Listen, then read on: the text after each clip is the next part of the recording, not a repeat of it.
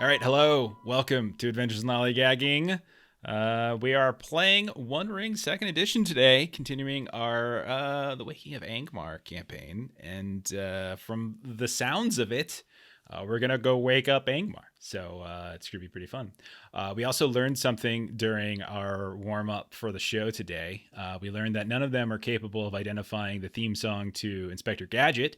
And we've also learned that in addition to Melissa being a cheater, so is Ashley. So there's now two cheaters in the group. Long, I have my eye on you, and we'll see how that goes. But yeah, I'm pretty excited. We're starting up a new adventure phase. So this is kind of a new thing. We've already done one adventure. We did our like kind of downtime fellowship phase last time, and in addition to some other councils and things like that. And now we're gonna go on a journey on this very long adventure and see what other trouble we could potentially get into. So it should be fun. Other things we do here, we play a lot of games. We've been playing regularly One Ring now for about a month and a half, I think, on Saturdays, and we're going to continue that for this foreseeable future. You can catch us on Monday, as we're going to be playing Deadlands this coming Monday, which is a Weird West Savage World Edition game, and that's going to alternate every Monday with Ultraviolet Grasslands. And then every Friday, we've been doing Delta Green Impossible Landscapes for the past year, but we're almost done. We have like 2 episodes left of that, and then that year-long campaign is finally coming to a close. And so we'll put some. We have plans for other cool things. We're just sort of waiting for some other stuff to come into place for when we figure out what we're doing on Fridays. We have a couple ideas, and there will be obviously more Delta Green on this channel because it's awesome. But we don't need to talk about that today because we're playing One Ring. We're playing more One Ring, which is very excited. Little update: still have not received physical copy. I'm going to keep updating that, and I'm just going to cry a little bit. So because one day it'll come. It'll come. All right, let's do character intros. Tell us who you are. I think we already went over what you skilled up, so don't have to worry about that. But I did say that if you wanted to make any changes with your useful items and stuff, just tell us maybe if you did. So Aurinial. Also tell us about Aurinial, and did you make any changes to your inventory for this trip? So Auriniel is a ranger of the north. Her calling is champion.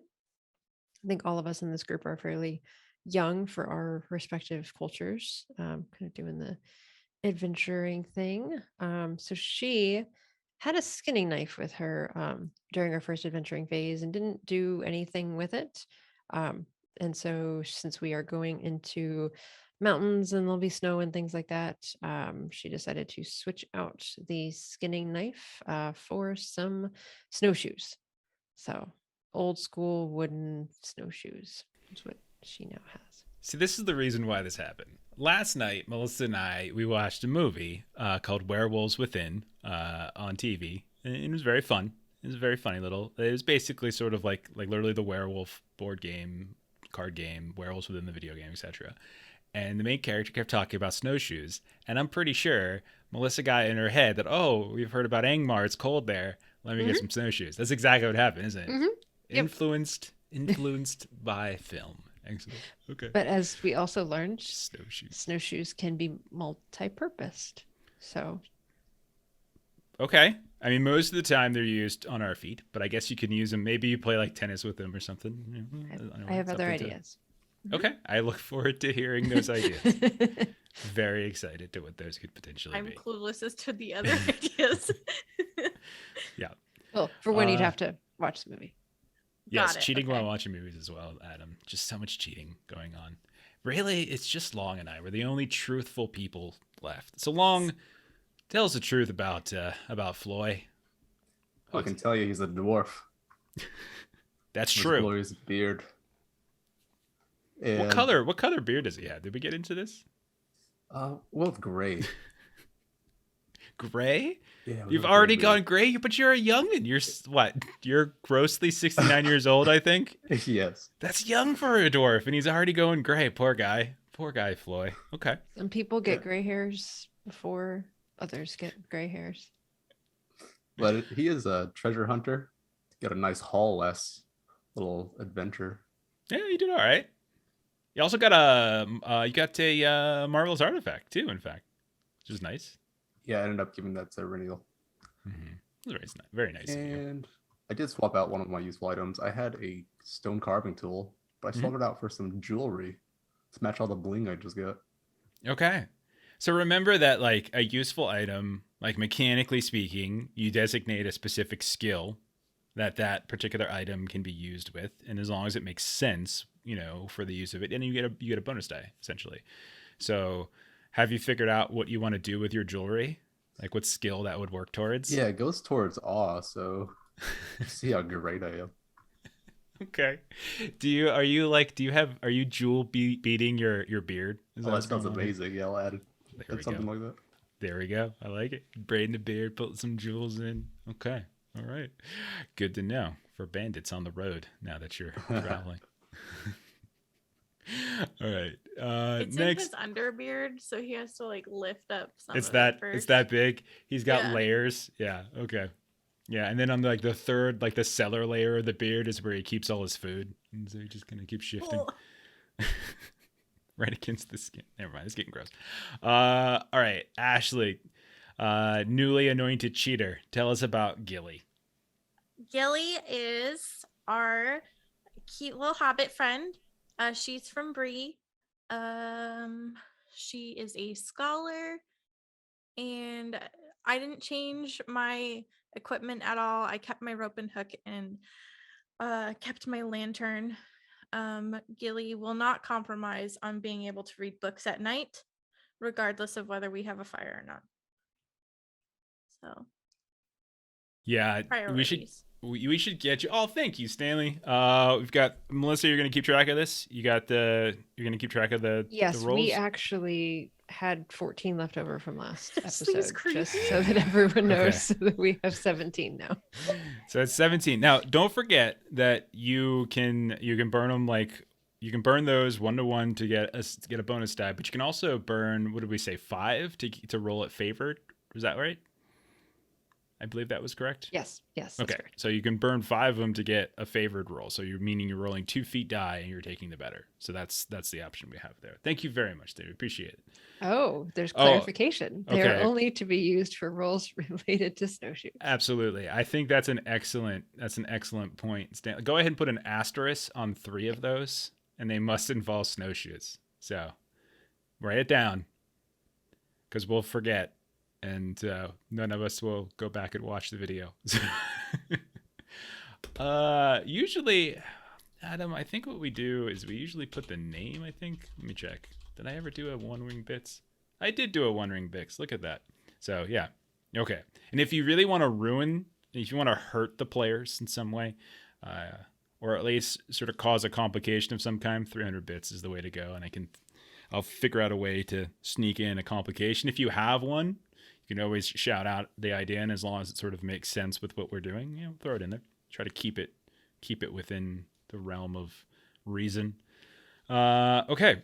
Did we finish Ashley's introduction? I was miles away. I'm sorry. I was just totally gone. Okay. Oh, I know the joke I was going to say. You should get a useful item like a miner's hat, right?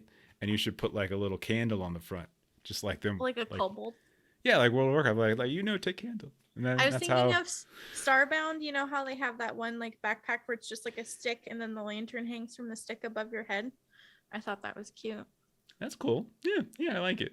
I really do like the fact that you're leaning into the notion that you have to have a reading light. Like we have to. Like no, we can't have a fire tonight. Yeah. We're being tracked. How else am I How am I supposed to be able to read my books and keep my wonderful journal of Floyd's exploits? You know? Yes.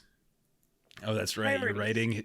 I totally forgot that too. I I am love how writing we're his diving back into memoir. this. Yes, that's right. You're writing the stories of Floy, right? The adventures of Floy, and that other person, Aurenial. Yeah, something like that.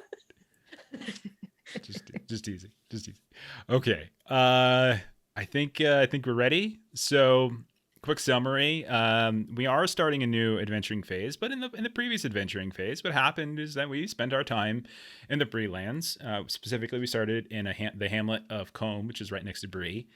You were tasked by your patron Balin to look into some issues with livestock. There was some slaughtering going on of livestock. You turned out it was goblin and orcs that were raiding here and there. You did some investigation, and you realized that it wasn't just your average run-of-the-mill goblin raids, or at least it didn't seem like it. Thank you so much, Adam, for those bits. Melissa, there's more. No, I think those are for you. I think those are a complication. Xenorace? Oh, God. Mixing alien in Lord of the Rings. God. Oh, jeez. Ugh. Okay. Yeah, that's what it's going to sound like. So let's see. So yeah, you discovered that there might be more to it. As you met a couple of new friends, new allies, Hollis Oakstout, Elise Briarcleave. Turns out that there were these kind of strange folk that might be down from the hills, who didn't really look like your average Brelanders, but they were trying to sneak around town, and it looks like they assaulted Oswald Breaker, a local scholar. They took some of his information on Fornost, or Dead Man's Dyke. You traveled there to try to track down what they were interested in, what they were doing. There you met a ranger by the name of Talendil, and the four of you, tried to explore the ruins of this sort of haunted city. You had some very peculiar and terrible visions, and you encountered numerous raids and were essentially run from the city.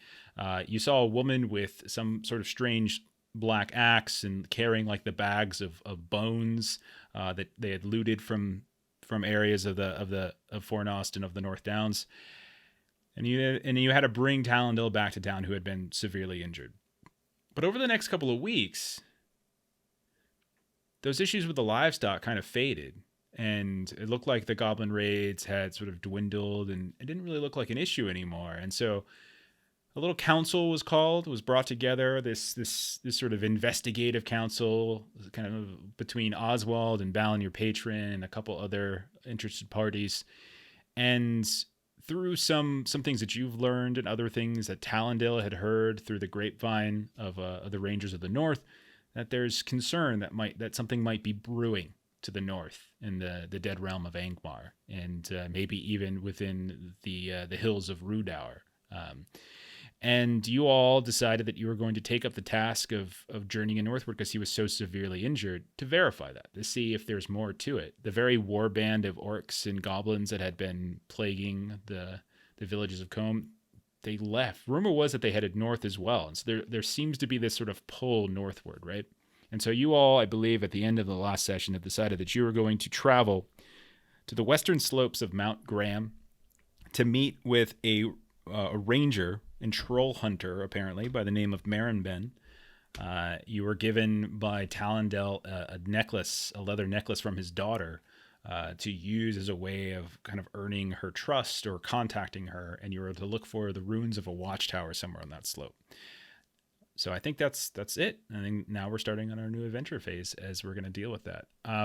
We'll start here. We'll say this before we dive into the journey specifically. Because we're going to do the journey rules and things like that. Is there anything else that you guys wanted to do around town, like any closing errands or things like that? Hey, Raj, how's it going? Is there anything specifically that you wanted to do around town before we head off on our adventure? Yes. So when we had met Hollis, he had asked us to check in on his mother, Marge, in Bree. And so everybody would like for us to go say hello to Marge, and then update Elise so that next time she sees Hollis, he will know how she's doing. Okay. We can do that. Sure. Are there any other things, Floy or Gilly, was there anything else that you guys wanted to do? Any last minute errands or tasks that you wanted to take before we undergo this journey phase? Are we assuming we've already prepared for this travel? Yeah, I mean, we don't have to play through the buying and preparing of equipment and that kind of stuff. We can assume you do it. Then I'm gonna stop by the farms and have one last glass of milk before I leave. Let them know that we're leaving. Okay. One last You head over jog. you go do one last jog around the home of Meadow Oldbrook, who has put up multiple signs saying no running, no jogging nearby, no startling the animals. And at a certain point, there's this sketch of a dwarf running and a line through it. And whenever you pass by, you can see that she's there giving you the dirty eye. And you can even see that she's got a like a crude hunting bow and arrow now nearby, just in case you get a little too close to the animals themselves. And every time you pass, the animals seem to enjoy your presence. As you pass by, you just hear them as they come by, and they all rush to the fences and the corrals where she keeps them to see you as you go by. And she's chasing them down like, no, you stupid dwarf, you. And you hit Rosa Goodborough for one last shot of milk. I guess, it's sure to a post workout drink, and then you head back into town. No problem. Okay. Gilly, was there something you wanted to do? Not yet, no. Okay. So, is anyone else going to go with Auriniel to see Marge Oakstout, or is it just Auriniel that's going? I'll go along. Okay. I'll wait like a nearby bar or something. Okay. I mean, you had to head over to Bree, so you'll probably spend some time within the Prancing Pony. There's also the Dwarf House you could go to within Bree, but it's not so much a. I think it was purchased by like the Blue Mountain Dwarf, like one dwarf for the Blue Mountains, but I don't think it's like a proper inn. I can't remember exactly, but like the Prancing Pony would probably be the place that you would hang out. Okay, so Auriniel, Gilly, you ask around, you kind of get pointed to Marge Oakstout. You learn that she lives in the East Row neighborhood of Bree, which is not the most affluent part of the town. And it's also a little bit more less receptive to certain outsiders here and there. But nonetheless, you don't really have too much trouble kind of locating her. And you knock on the door of what looks like a kind of a ramshackle home that doesn't look to be in particularly well kept. There's a garden out front that has seen better days, but and you can see that certainly upkeep of the home itself hasn't been maintained. You can see that the eaves are kind of falling here and there. A shutter of one of the windows is a little bit crooked, and it definitely could use with some touch up. But you knock on the door, and eventually an elderly woman, you would probably peg her, in her, I hate saying, I shouldn't have said elderly, now I feel insulting. In her 60s, probably, you would imagine. Hollis is an older man himself. He was in his 30s or 40s when you met him. It's hard to say, he'd lived such a hard life the past few years. But as she opens the door, you can see she's got a shawl or even a blanket wrapped around her. It's not particularly cold. It's late summer, early autumn. But the door opens up and you can see... Yes, can I help you? Yes, hello. Are you Marge? Yes, I am. Who might you be, my dear? We're acquaintances of Hollis. Oh, my son, I see. There's not many that care to call themselves acquaintances of him any longer. Are you the criminal associations, or are you the friendly type? Friendly type. We just met him not long ago. So you're not one of those foul thieves and cutthroats and good-for-nothing fools who has got my poor Hollis into all sorts of trouble. Is that what you're saying?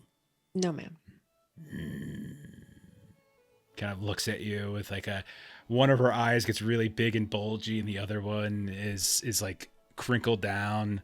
Auriniel, I want you to give me just a test to see how kindly she's going to be to you. So give me just a starting social test to sort of establish whether or not she's going to be treating you friendly, like how cordial. Courtesy would probably be the ideal role here, but I can be talked into something else.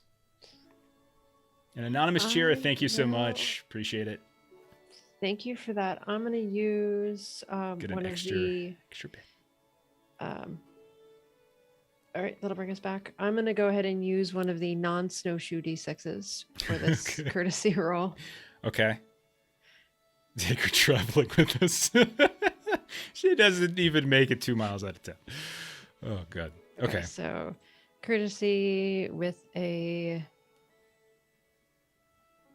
bonus. I'm looking for a 14. Okay. All right. I don't know why you don't spend the 5 to get that favored. And don't forget to refresh your fellowship points too. You should have. I think you should be at 6. That's right. And we need to chat about that afterward. Okay, so she looks you up and down, and she gets the feeling, and as her one big giant eye begins to like pop up and starts to focus, and she kind of gets the gist of what you are. Like you are, in fact, You one of those ranger types. as she sees like your rough spun clothing here and there, you kind of have this disposition about you, this look in your face of someone who has traveled, even at your young age. Hmm. And as you say that you're one of his friendly acquaintances and not one of the ones who've gotten him to trouble, Say, I'll be the judge of that. Now, what is it you want? Oh, I'm sorry, I didn't see there was someone with you. Hi. My name is Gilly Kettlegrass. It's a pleasure to make your acquaintance. And she'll put her hand out for a handshake. She goes, and she reaches out the hand that she had just coughed into to shake your hand. Hello, little hobbit one. Shakes it if you take it. She tries desperately not to cringe, but she will shake the hand. Okay. All right. I don't feel my home is in a state worthy of entertainment. So speak your piece here. Let me get back to my rest. I am quite ill, mind you. Yes, we actually just made your son's acquaintance not that long ago when he let us know that, he's not able to come in and check on you as often as he like. And so we said that we would stop by and see how you were doing and see if there's anything that we could do before we head back out of town again.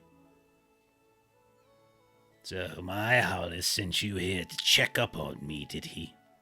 Yes, ma'am. We offered. That's very thoughtful of him. He was always a very thoughtful boy. He always made sure his poor mother was taken care of. And of course, that was until he betrayed his charge as warden, made me and himself a pariah, a social outcast.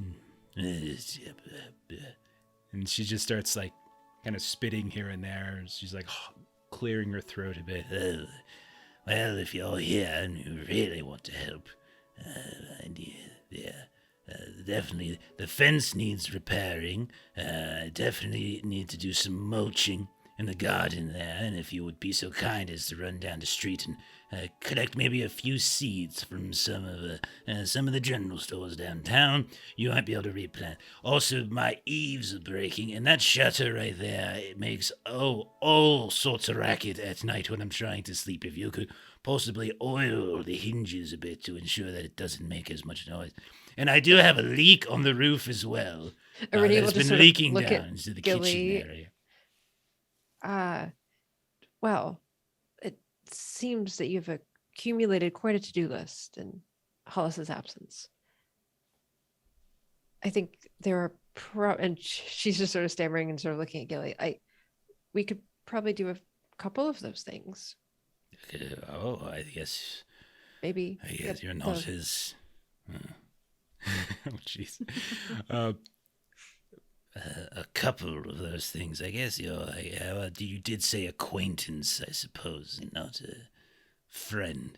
And you are one of those self-important ranger types, and concerned with your own business and not with those of the town. So yes, do whatever you think's fair, I suppose. And so Ireniel will sort of pull Gilly just out of earshot and just say, don't know how things work here, but this is your town. Is there anyone here that could maybe come in and check on her and help her with some things? We did come upon a little coin last time. Maybe we could. I thought you were here to help me, not getting someone else to help me. There's you're- no one within this neighborhood that'll help me, just a bunch of self-righteous, self-important, selfish folk like that John Fernie and his, and the company he keeps. I tell you, it's absolute outrage that they do what they do to my boy, kick him out of the city, not just out of the wardens, but that Fernie fella can trade with all sorts of foreigners and southerners, and no one bats an eye at his business. Oh, it's quite unfair, I tell you. But anyway, are you afraid to get your hands dirty? Is that what you're saying? No, ma'am. And Gilly would like to do a craft roll to fix the Sounds great. window. That sounds great. Yeah.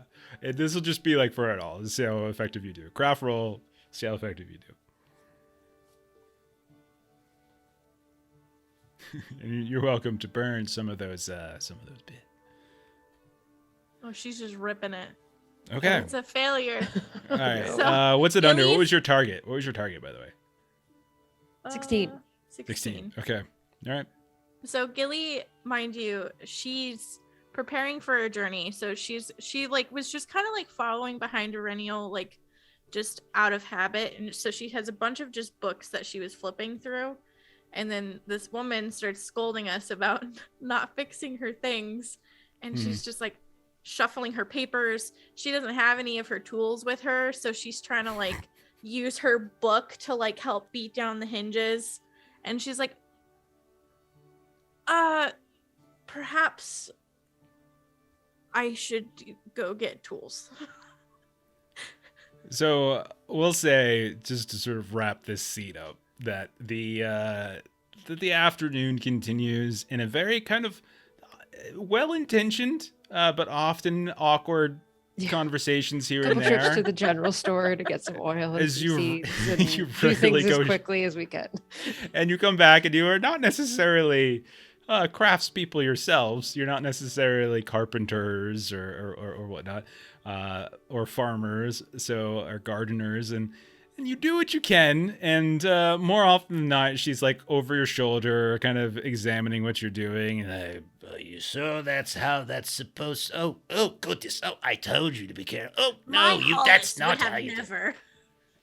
yeah, exactly. Like, If Hollis were here, he would make sure all of this was shipshape. But no, I guess I'm forced to deal with two of you. Oh yeah.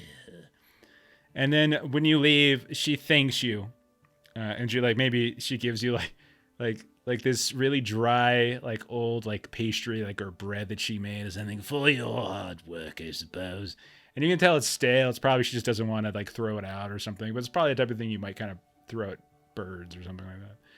And We'll we'll call- definitely take it and Yeah. wish her good wishes, and we'll let Hollis know that Okay. we. If Yeah. you'd like us to pass a note, we will, but thanks. Sure. And so you get word to probably like Elise, who you know is the one who will be keeping in touch Yeah. with Hollis, Yep. and you kind of pass along that she's doing okay. Quite the battle axe of a woman. I like to envision it as like Throw Mama from the Train, where Hollis is Danny DeVito. So, and kind of go from there. Yes. Okay. So hey Aaron, how's it going? So at long last, I think you guys are ready to leave. Shall we map out our journey phase at this point? Yeah, let's do it. I love playing like old grumpy ladies. It's like one of my favorite things to do. Okay, so let's dive back into how this works. So the journey phase rules, remember, the three of you can access it in our journal directory under the rules folder. But the first thing we do, Aaron, you are such a generous man. Thank you so much. Melissa, keep track. You guys are never gonna die. Never gonna die. I'm just gonna have to add 3 extra orcs to every single encounter just to make things fun. Please don't. All right, I'm just kidding. I would never do that. Skilly's just like, I rolled to intimidate again as a troll. That was so great. All right, So you guys get to map it out. You can use the tools, the writing tools, to sort of map it out. Just draw it essentially from Bree to where you're going. I will ping again once more because you can see on the map far to the northeast, almost in a straight northeastern line from Bree, there is Mount Graham. You can actually see it written right next to the Ettenmoors. That's close enough. Just around there is fine. You don't have to be too precise with it. And so just one of you draw the path you want to take. I think that you had talked about taking the Great East Road eastward a bit, and then somewhere before the last bridge, curving northward and heading up through the hills in more of a northward fashion. So why don't you go ahead and just map it out to be sure? Okay. That looks about right. Perfect. All right. So then on my end, I essentially like kind of track the I track that on my end because I have hexes and things like that. Okay, so then let's figure out what your roles are going to be. Remember, there's 4 roles for the journey. There's guide, hunter, lookout, and scout. Guide is the person who is going to be doing the travel roles. So they're the ones in charge of directions and things like that, route, rest, supplies, etc. And then you're going to be rolling the travel skill. Hunter is in charge of finding food in the wild. They're going to be rolling hunting. Lookout is going to be in charge of keeping watch. They're going to be rolling awareness, and Scout is in charge of setting up camp and opening up new trails, and they're going to be rolling explore. What roles is everyone going to be taking? Someone's going to have to take 2 because we have a group of 3. Lookout is Gilly, please. Okay. Hunter's a Rennial. You not? And I am the guide and the scout. Okay. I think that's how we had it set up last time too, right? Yes. Okay. I totally forgot what Floyd's name was. Okay. So guide and scout. I think that all that makes sense. Okay. So after some time doing your final visits with people, you get your things together. Do one of you has a pony, right? Doesn't Floyd have a pony? I've also have some sort of mount as well. Yeah, I have one, like a pack mule kind of thing. Okay, so yeah, the 2 of you basically have like, a pack mule or pony to carry some of your things. A Renil, you don't. You get those, you kind of pile up what you can, camping gear. You probably have some cold weather gear, knowing that eventually in Angmar, it's supposed to be a kind of a cold, frigid land. You get that together. Some rations and things here and there that might keep you for a while, but you do know that the journey's so long that you're likely have to do some hunting along the way. But you get some of these things together, pots and pans, etc., and you put it on top of your 2 ponies. Do we have names, by the way, for your horses? Yeah, mine is Beat. Beat? Okay. Because he likes beats. That is a applicable name then. Okay. What about you, Gilly? Do you have a name for your horse or pony? Her name is Root. Root. We have Beat. So and we Root. got Beetroot. Okay. Let's hope they Good don't to know. die on the way. I like to know who I get to kill later. So yeah. Horses in our games never. They're quite misfortunate creatures. Too Old to Twitch asks a very good question. Do these ponies have snowshoes? Because I've already now figured out how they're gonna die. Okay. So that's all set. That's all good. So I'm going to need Floyd to go ahead and make a travel roll, please. Feel free to use any of our extra D6s if you'd like. Travel. Mm-hmm. Go ahead and travel. Yeah, we have plenty of things you can do. Ooh, and your sunstone. Yeah, I do have equipment sunstone. Mm-hmm. It says to navigate bad weather. Is that like flavor of the item, or is it You can apply it here. I don't mind you applying it to your travel roll. So we see as you guys start to move out from beyond Bree itself, you start getting on the road, which near enough to Bree is actually in relatively road-like shape, but you know that further along it's probably gonna not look as in as good repair. But you start moving along and then the road itself is easy enough to follow, but like you're also kind of maybe you're consulting some maps and things that Oswald was able to provide you, and kind of setting up between like the time of year it is, when it's going to get cold, like how quickly you should move across these parts here and there. And so a lot of the early parts of the journey is that specifically. Success. Okay. success? Yeah. All right. So again, what I'm doing, I'm just sort of going through this overtly, but will not always be this overt. Is what I'm doing is I'm sort of determining exactly how far along before we hit some kind of event is what's happening. Okay.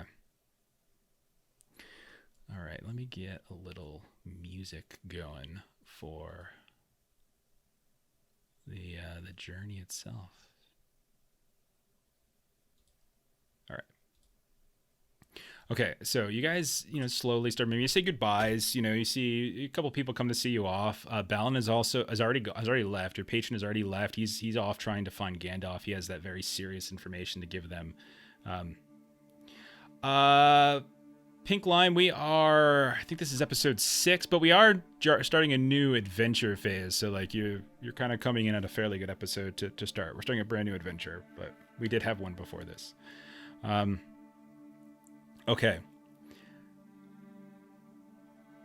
Now, Melissa, you had expressed... So, okay, as you guys are traveling along the Great East Road, it's, in your initial days, the first couple of days of travel, or, the first day of travel, let's say, no issues whatsoever. You run into numerous people coming and going, but you can tell that most of the traffic on the road, which is somewhat minimal, it really only goes for about a mile or two outside of town, where you see people then kind of bleed off into the countryside here and there, and they go either north or south, and people who are going to do lumber work, or people who are going to sort of a stone quarry, like in a close enough proximity to the town where they're not really kind of doing these extensive travel.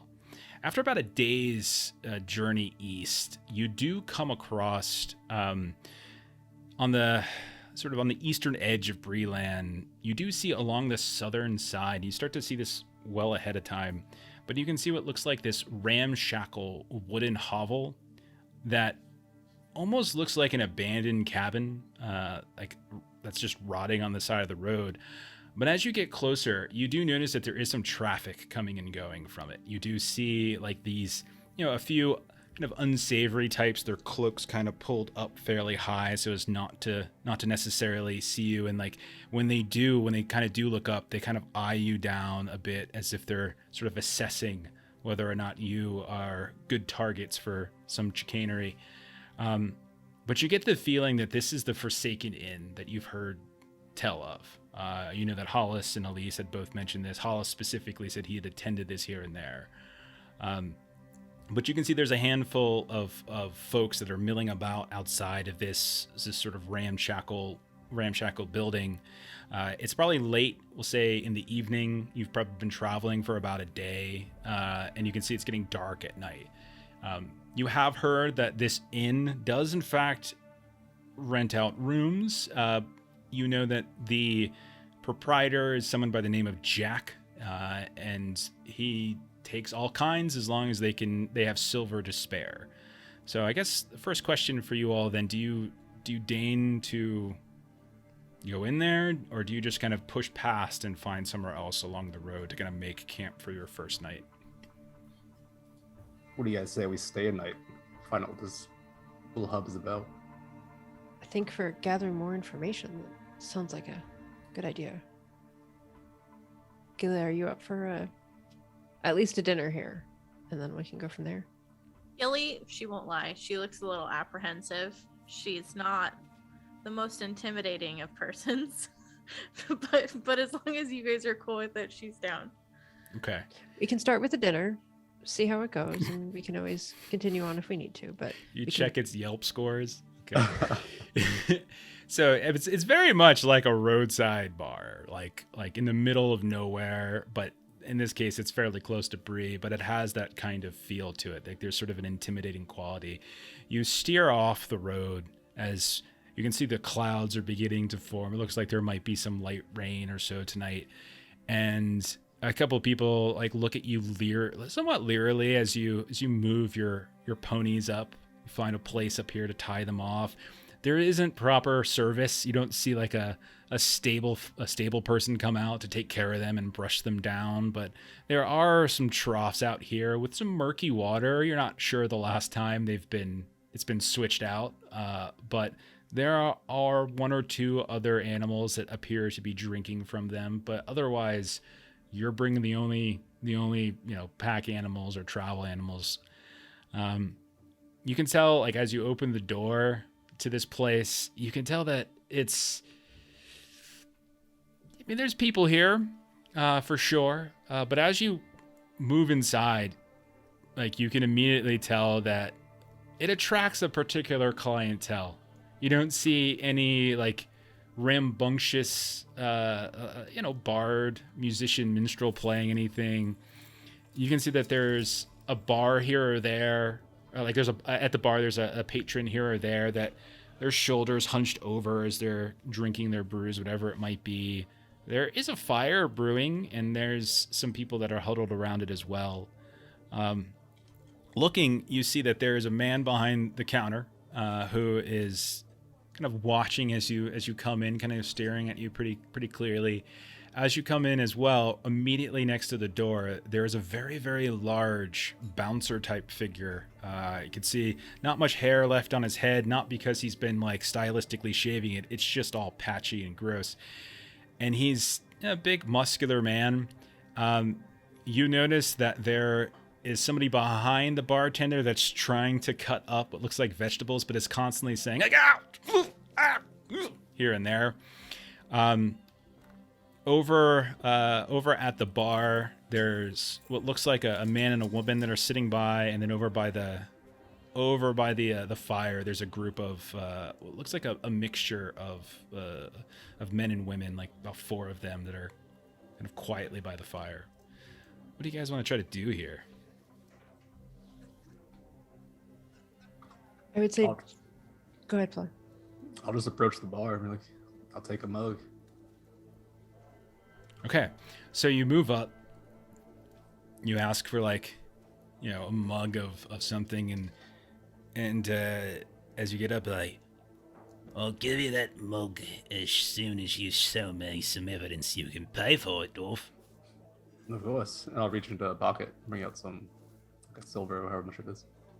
So you put it down on the bar, and he kind of reaches across, takes a look at it.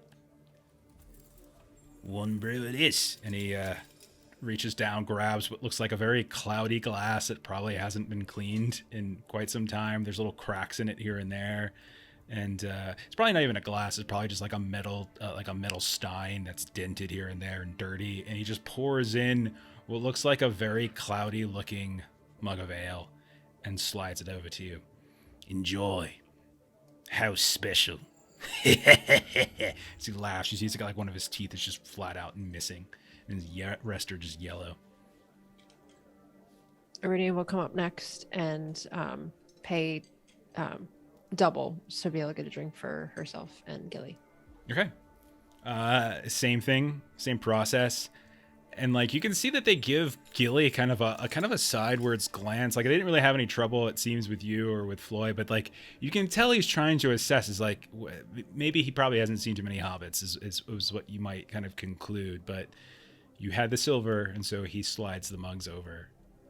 And you can see that the man and woman that are up here at this bar area are just kind of occasionally kind of peeking over towards you and trying to assess exactly who these 3 newcomers are. Aureliel will just sort of kind of hold the stein up and just say, good evening. And the one's I. Evening. Travelers, are ya? And as she's doing that, you can see she's, like, spitting and she's teeth missing. She looks very, very disheveled here and there. One of them, you can tell, looks like it might be gold. You're not sure. Like, or it maybe just be painted gold. Who knows? We are, indeed. And she does one of those classic, like, just kind of lifts up off her stool and just sort of slides down and sits next to you. Well, where you coming and where you going? All of that is just my business, but here we are together enjoying a drink. Oh, no offense intended, ma'am. I was just making conversation. It's been a lovely day out today, and she'll share something nice about the weather that day. Do you? So the minute you start talking about the weather, you hear like a rumble of thunder, and she kind of gives you a peculiar look, like, Nice weather, that. Think it's going to storm tonight. Oh, to each their own, I suppose. So, well, what's your, occupation? Going some merchants? Are you selling something?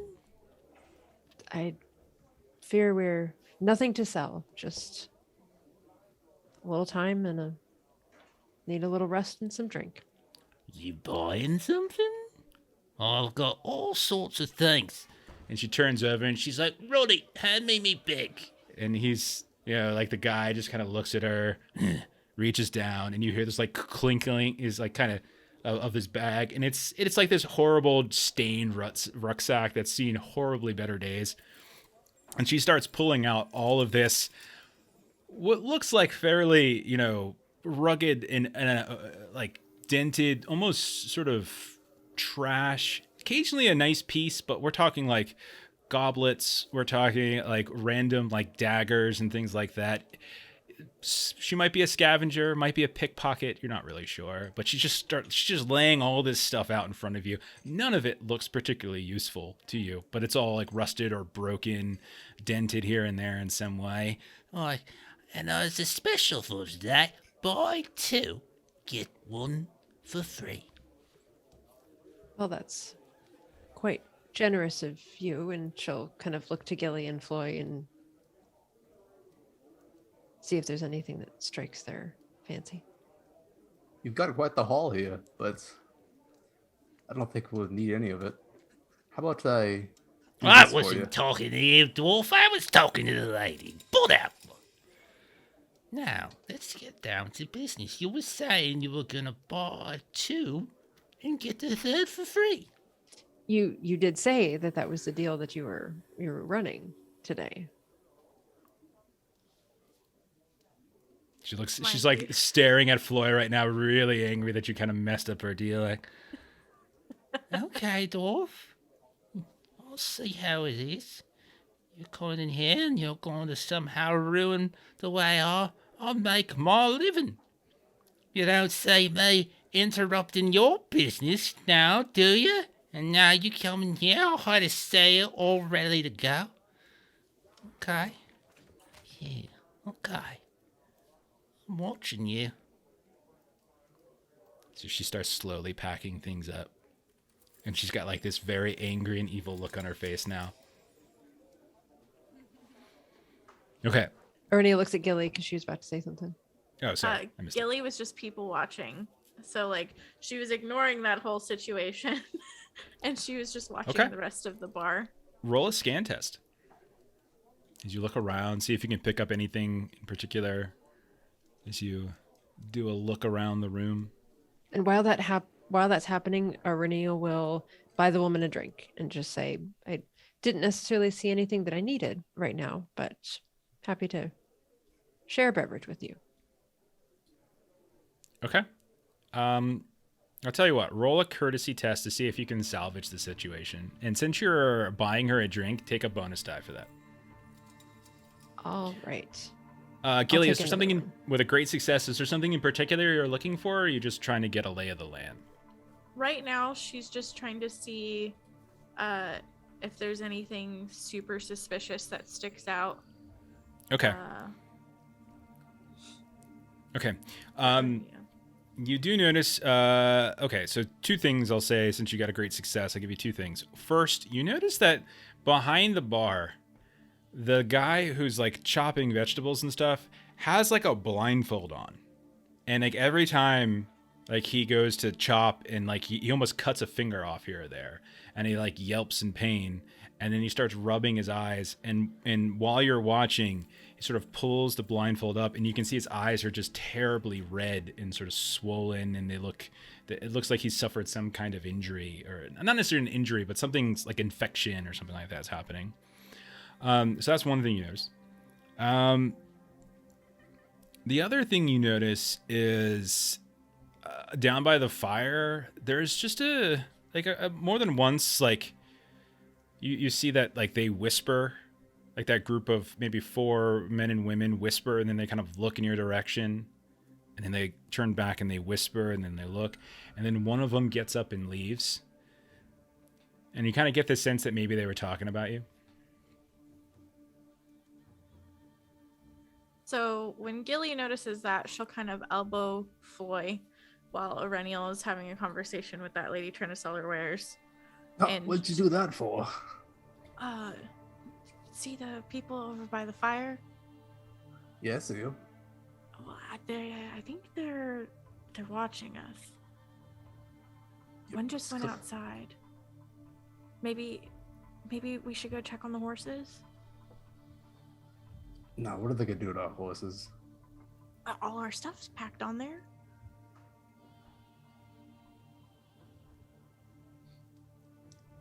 Okay. Okay. So the two of you go outside. Aurenial, you hang back.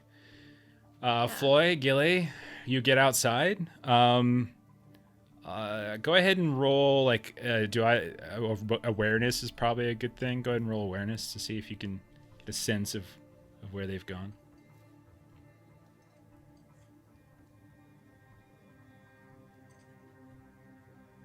I failed. Great Okay. success. Yeah, so Gilly, you notice that one of them has left, and they're kind of moving off in a way, but not on the road. They're moving like sort of across the road into the sort of the northern parts on the northern side of the Great East Road, and they're sort of trying to disappear into what looks like some of the overgrowth and behind trees and things like that as they're trying to slip away unnoticed. He's heading. Do we follow? Should we get Aurenial? Or am I overthinking? You said they're after our horses. Our horses are fine. They are fine. You look at them. Yeah. He's just. I don't know. Let's just This bring our place things is- in and get a This room. place is stressing me out. Just because everyone's bigger than you, Gilly, there's nothing to stress out about. Hey! You should know. Height is a sensitive topic, sir. How dare. And then, like, indignation, she just storms inside. She Okay. throws down her beer and Floyd's. Okay. All right. So Aurenial, what are you doing inside? Well, actually, the three of you. Any more you want to do in here? I'm like, I had a see, like, great there's- success, by the way, in my courtesy roll. Okay, so yeah, so she's like, Hey, oh, thank you. It's very kind. Thank you very much. and then once the dwarf leaves, she's like, I don't know how you travel with that one. You just looks just dirty as the backside of a pouty. Just, oh, goodness me. He just probably reeks, he does. and like you're sitting next to her, and like her breath Sure. is Yep. awful, and she looks dirty, and look like she hasn't probably bathed in a month, and she's just like just railing on Floyd at this point, like, Well, you sure there's nothing you're looking to buy, perhaps? Yeah, maybe a specialty item or something. We could, we take orders here and there. It might take some time to find, but we could potentially get it for you, or the hubby and I. Well, let me think about that. I know you're here now, so if I think of something, I always know where I can find you. Don't take this the wrong way, but we don't really get people of your cleanliness in here that frequently.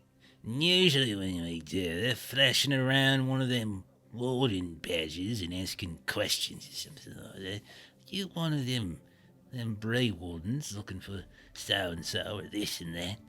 Is that what you're looking for? Because we sell that kind of thing too, information. If you're paying, we might have some for you, Well, I don't have a specific question that I know, but just general rumors and goings on. I think I would be very curious. Gilly has a There's- question. Does Gilly want to whisper the question in Aurenial's ear? No, if Gilly's at the table at that Sure. point and she overhears, she'll kind of Sure. like lean up on the table and be like, I have a question for you. Yes, Hobbit. And like, it breezes past Gilly. She don't care. There were some hill folk here not too long ago, I know, and I'm looking for some names. And she'll, Hillfolk. mm-hmm. And she'll slide over some coin. Okay. There's a woman with bright red hair. I want the information you can give me about her. Okay. Go ahead. I'll give you you have an option. Like what do you want to roll here? You can roll like you're rolling this partially is this is to get information out of her, both like verbally, but also kind of read her response. So like what would you like to roll here that would probably best suit you? I was hoping, why do I have 4 there? Courtesy? Yeah, I could take. I mean, courtesy is fine. Like, I mean, that's kind of an all-purpose sort of social interaction. That's cool. That's cool. We can do Yeah. that. Yeah, I'm fine with it.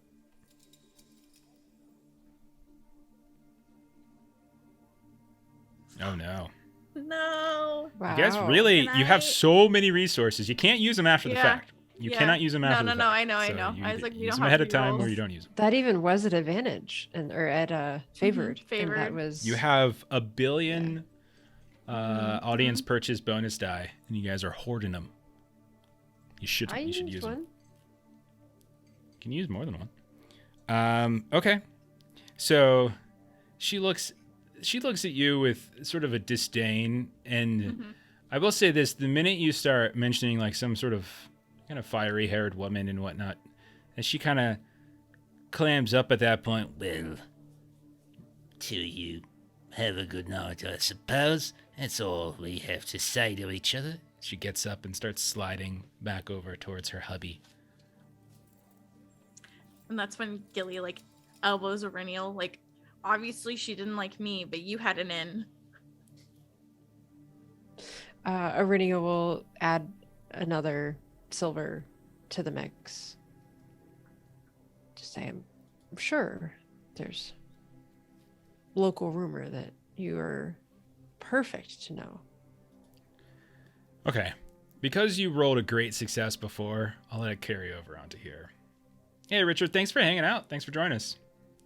Okay, so because you're sliding over a silver and you got that great success before, I'll roll it over to here. Okay. And she's like,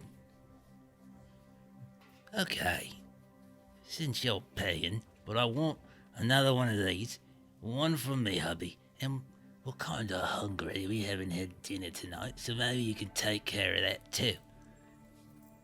Sure. Be happy to. Well, about a few weeks back, maybe a month, yeah, we had some strange folk coming in and out, not the usual type. All of us sort of recognized each other. You can kind of spot a professional in the crowd if you get my drift. It kind of elbows you in the side. These, well, they had a different look to them, both in the eyes and also in the body. Big folk, tall, strong looking. They got tattoos on their faces and necks and things, and they were sort of pushing everybody around like they owned the place. Buckle, right back there, And she points to the guy who's chopping up vegetables. he might have got the worst of it at some point, 'cause that fiery-haired woman that little hobbit was talking about, well, he was just bringing her food, and they were talking. He was asking about some fancy little axe she had with her, and she just like blew her a handful of dust in his freaking face, and now he can't see no more. But yeah, they were a bit not the type to do business. Roddy and I, we followed them for a bit. Maybe we get some leavings here and there. Maybe find an opportune moment to acquire something for resale. nothing presented itself, but they were peculiar, that's for sure. A strange tongue, made everyone kind of shiver in here, and most people, shiver, if you understand me drift. But, they gave me a wrong feeling, They weren't proper criminals, is what I'm saying. Did you happen to catch... no, it sounds like you weren't able to get anything that they had, but were you able to catch the drift of their conversation? Oh, well, they were asking all sorts of questions. Yeah, they were asking about all the villages, Bray, Stattle, Combe, Orchard, all of them, this and that. They were asking about defences and just how capable the Bray Wardens were, how seriously they took things. It's strange, because, they're not the greatest, not the brightest. But most of us, we limit all of our attention to certain places.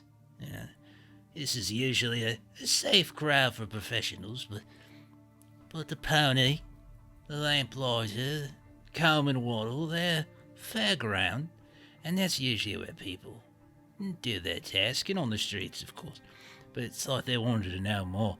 They were also talking about that dead man's dog there, where they're asking all sorts of questions, and they were looking for someone too, a smart fella, they said, scholars of the area, that kind of thing. Yeah. Well, it seems fairly clear that they were up to more than just some thieving. Not that there's anything wrong with that. I think they were grave robbers, personally. Not a task I'd much care for. I've got standards, of course. Why grave robbers? What made you think that? They were talking about the dead. Like the dead and the bones and graves and things like that. Yeah. And then they were asking where the bodies were buried, in the downs and such. Well, that's... Roddy and I didn't say nothing. We didn't help them at all, just tip of the cap and move on. But when they caught us on the road, I never felt like I was going to die ever so much as right then. She looked at me and she was talking, and I swear that axe was... I didn't like it. Pure black, all of it. As tall as I am, it was. Could have hewn me in two, I think. There's a rumour going around, and I don't even know it's true, but someone like me and Roddy did try to take a little something from him, and that's exactly what they did. Cut him right in half. I wasn't there to see it, but that's what I heard. Well, she sounds quite dangerous. Yeah, they called her Lottie, she said. That's what they said, Lottie. Heard it a few times here and there, whatever that means. Now, is that not worthy of another round and maybe some of that salted pork? Yeah. Sure, absolutely. Have you seen her recently, or has she taken her leave in this area? I haven't seen any of them for like 3-4 weeks, maybe. You said you followed him? A wee bit of the ways, yeah. Oh, what way did they go? And sort of back towards the Bray, but up a ways, in the north a bit.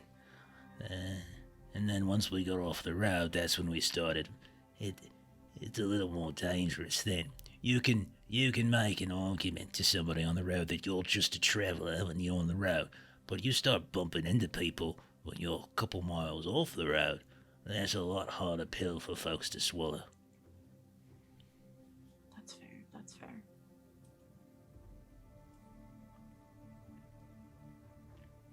Could you perhaps introduce me to your friend Buckle? Oh, he ain't me friend. Hey, Buckle! Yeah. And he's like, what? Ah! Oh! And he turns around, blood kind of coming down as he kind of cut into one of his hands. Whoa! Oh, I cut it again. God dang it, Bev! Will you see me working here? Why are you yelling like that? And he turns around, his hands kind of, you can see there's cuts and bruises. He's got, looks like wraps and like the equivalent of bandages here and there, a couple really crude stitches all around his hands where he's just been kind of cutting up his fingers. And he kind of he waddles over, and you can see that bartender Jack, who's like moving around the room, kind of wiping, not really wiping tables, but just kind of clearing tables here and there. He just kind of looks and just sort of shakes his head as he's watching this guy come up. What do you want, Bev? Sorry to interrupt. My name is Gilly.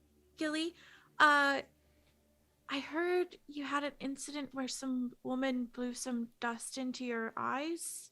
Yeah.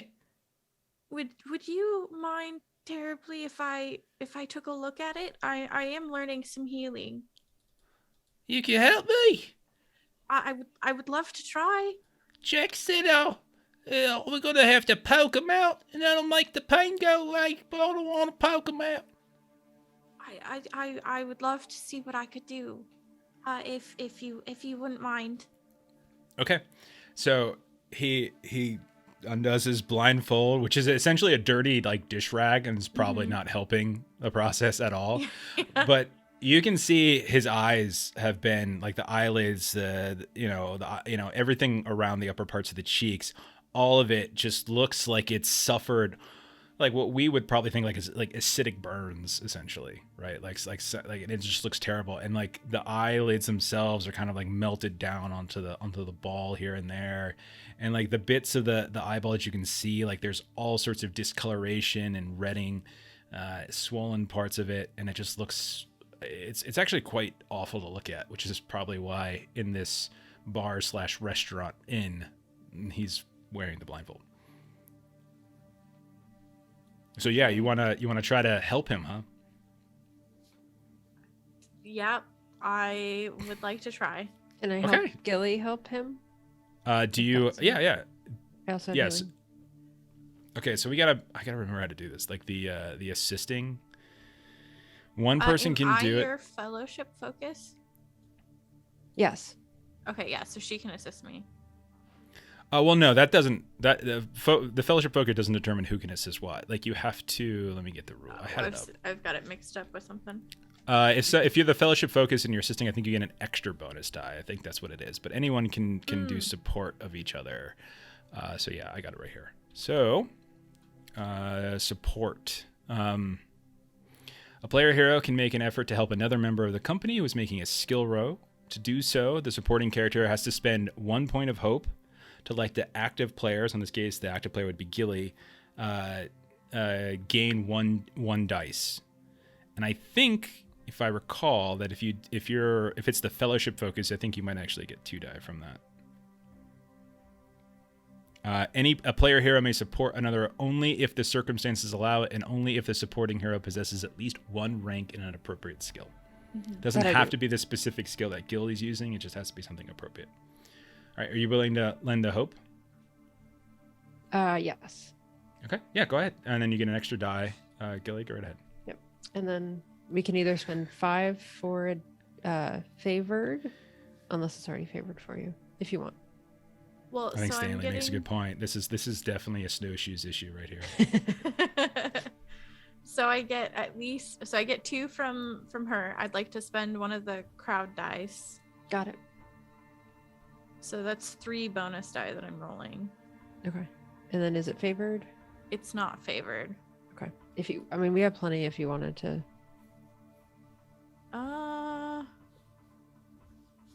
We 5 are to about get to favored. Yeah. Yep. Okay. Do we want to do favored? No. I'll just do the 3. I mean, it's only his eyesight. Whatever, it's fine. Oh, that's awful. Shit. You guys are just so greedy. Awful. You're just so greedy. You just won't use them. They want to help you guys, and then you just shove it right back in their face. Yeah, you spend some time doing it, but you just make no progress. Not only that, but like he's like yelping in pain the whole time as you're trying to sort of peel back, cut away, like you're trying to like sap out some pus here and there, drain certain areas that look swollen, and he's just howling in pain. And at a certain point, like Jack, the bartender, comes out like, All right, that's enough of this. That's enough of your driving customers away. What's wrong with you? Clearly don't know your ass from your elbow. Get away from him. Buckle, put your damn blindfold on, you scaring away customers, and get back to chopping those carrots. Oh, Okay, Please. okay, Jack. Buckle, Sorry. I'm so sorry. It's okay. You definitely, Alcott and Bree, she's wonderful. If you have the chance, you should definitely see her. Okay. I'll look for Alcott and Brie. Thank you. Okay. Oh, ow! Ow! As he goes Oh. back to cutting. Oh, Yeah. Like he's not like completely blind, but he can he can barely Yeah. see. Yeah. oh. Okay. So Anything else you guys will want to do? buy the drinks and meat and dinner for Okay. Bev and her husband. All right. The best cure for pink eye is always a snowshoe. Agreed. Just poke him right out. Anything else you want to do while you're here? No is a perfectly acceptable answer. When I ask that, it's not a trick question. I Yeah. just want to know if it's okay if to move we're on. like lingering though, like Gilly would definitely like to see what those people who are by the fire, like, just kind of keep an eye on him because she's still like weary. Okay. Like, I mean, other than keeping an eye on him, like, is there something more active you're doing? Because, like, I don't think in terms she's of trying to like listen into their conversation, like eavesdrop. Okay. Roll awareness, but this one I'm gonna say like has the potential to go south. If you fail, they could potentially see you trying to eavesdrop. Take the 5. So what I'm saying is that Oh, there it's will already there's the favored. potential for Oh, okay. there's the potential for bad ramifications should they catch you. Okay. Yeah. You want 1 extra d6? Yes, please. Got it.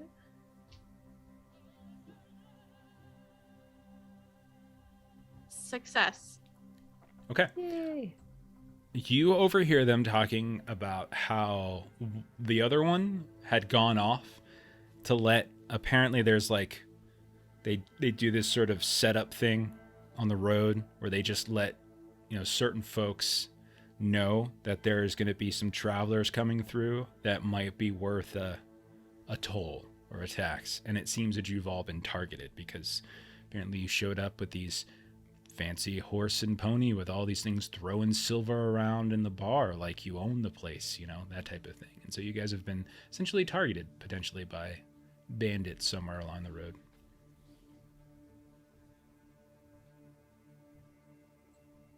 Well, that's good information to have. Okay. Yeah. Okay, I so think anything Rennie else? will probably be ready to call it. So Rennie will kind of look to Gilly and just ask, "Are you good good for us to spend the night here?" I mean, it's a group decision, but I mean, if stuff's missing in the morning, I reserve the right to say I told you so. You do know that someone's setting up to try to rob you. Like that's Yeah. just fact at this point. Do we give them more time to set up to rob us, or do we try and get past this hurdle before they have the chance to get too prepared? I see your point. So Gilly's vote is to try and move past where we might get jumped. Floy?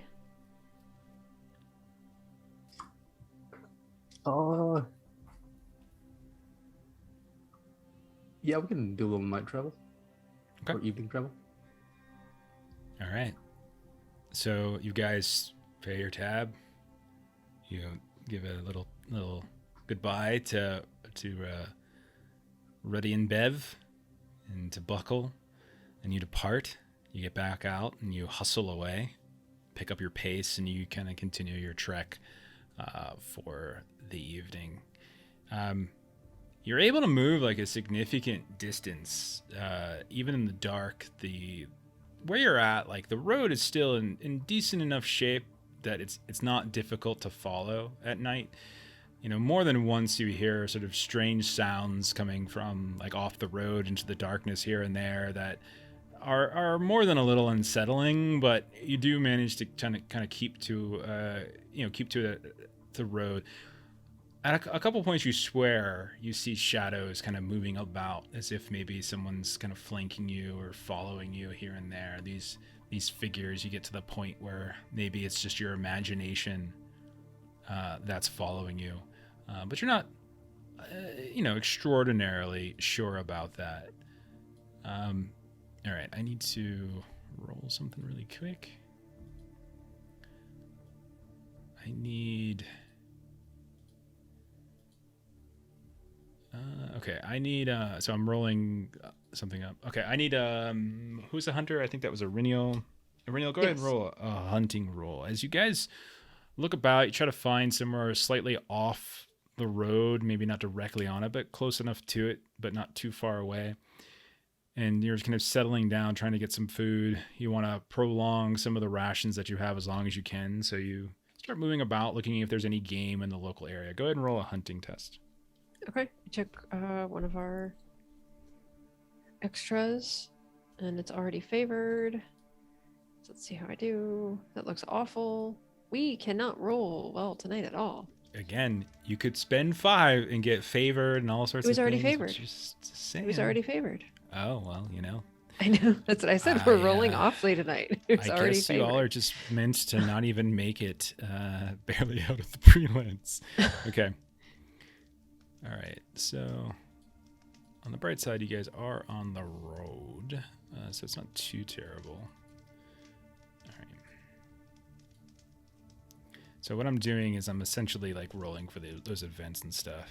Mm-hmm. Okay. So the night progresses, and it's not a very comfortable one as you camp here along the road. And more than likely, most of you don't really get any kind of good rest, as all sorts of strange sounds kind of like keep you up in the middle of the night. Your fire flickering to the dying embers from time, but from time to time you hear, it sounds like wolf pack wargs in the distance or something. You hear a weird kind of like nearby what looks like a small copse of trees. You hear like what sounds almost like sounds of sort of strange whispering sort of wafting in that just gives you those flashbacks to your time when you were in Fornos, those weird visions you were having. You don't have any visions, but like just the sound of the wind. And then it starts to rain a bit. The thunder kicks in, and all of you make almost no sleep. Everyone go ahead and roll a vigor test. I'm sorry, no, you don't even. Yeah, everyone go ahead and roll a vigor test. I was right. Yeah. Is vigor a skill or? No, it's not. Yeah, it's vigor and wisdom on the upper right, because this is essentially you're rolling valor. Sorry, you're rolling the test. This is against shadow points. Can we use everything? It's just like a normal roll. Yeah, you can use whatever you want. Can I have a dice, Mo? Yep. I have a spoon and I know how to use it. I failed. Okay. Oh my gosh. Jeez, guys. Also, God damn it. I will also take one.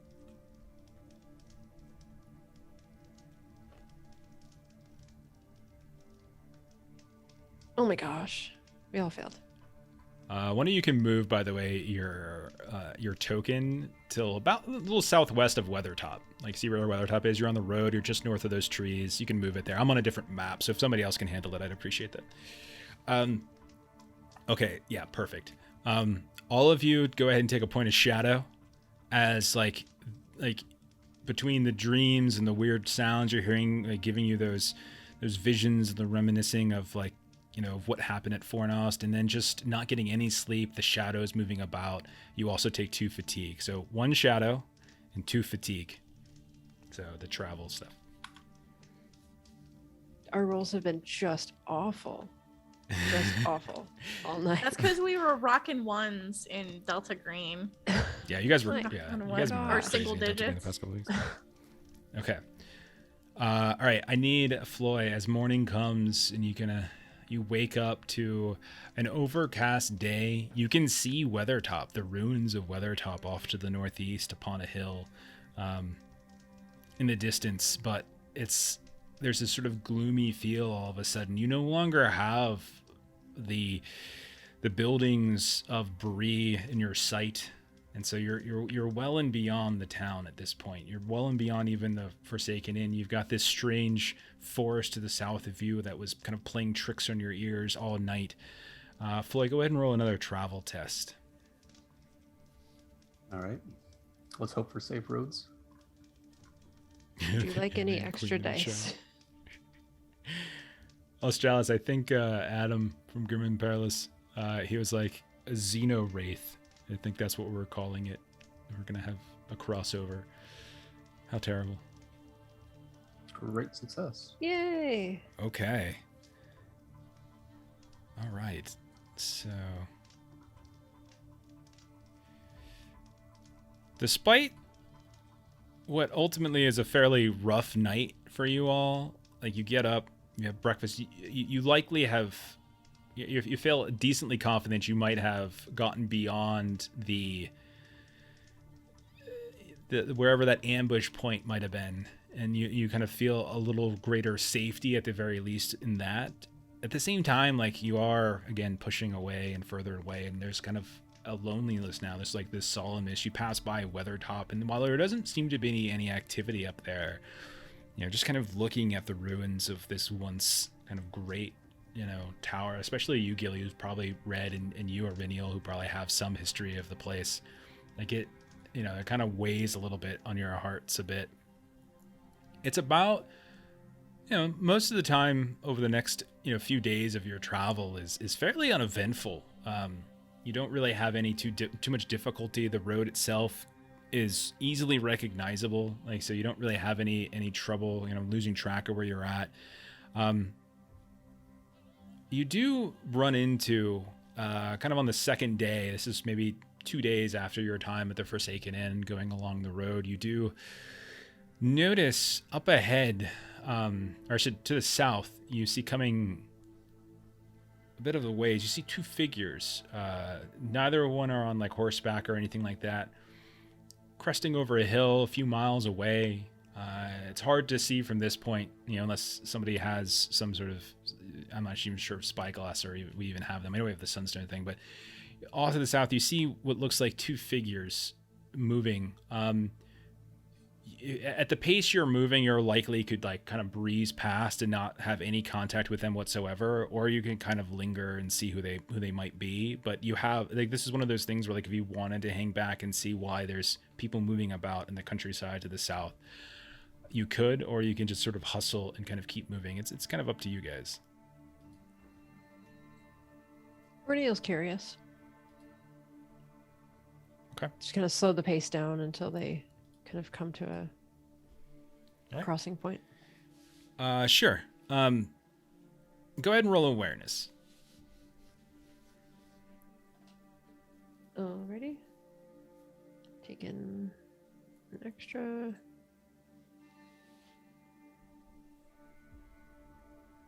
Is that a yay? 21 Yay, success. look, you finally got a success. Okay. You notice, before anyone else, whether, like that your eyes kind of even more keen-eyed perhaps than Gilly, you do notice that they appear to be at a distance. They kind of look like fairly stocky figures. You worry at first it might be like stray goblins separated from their warband or something like that.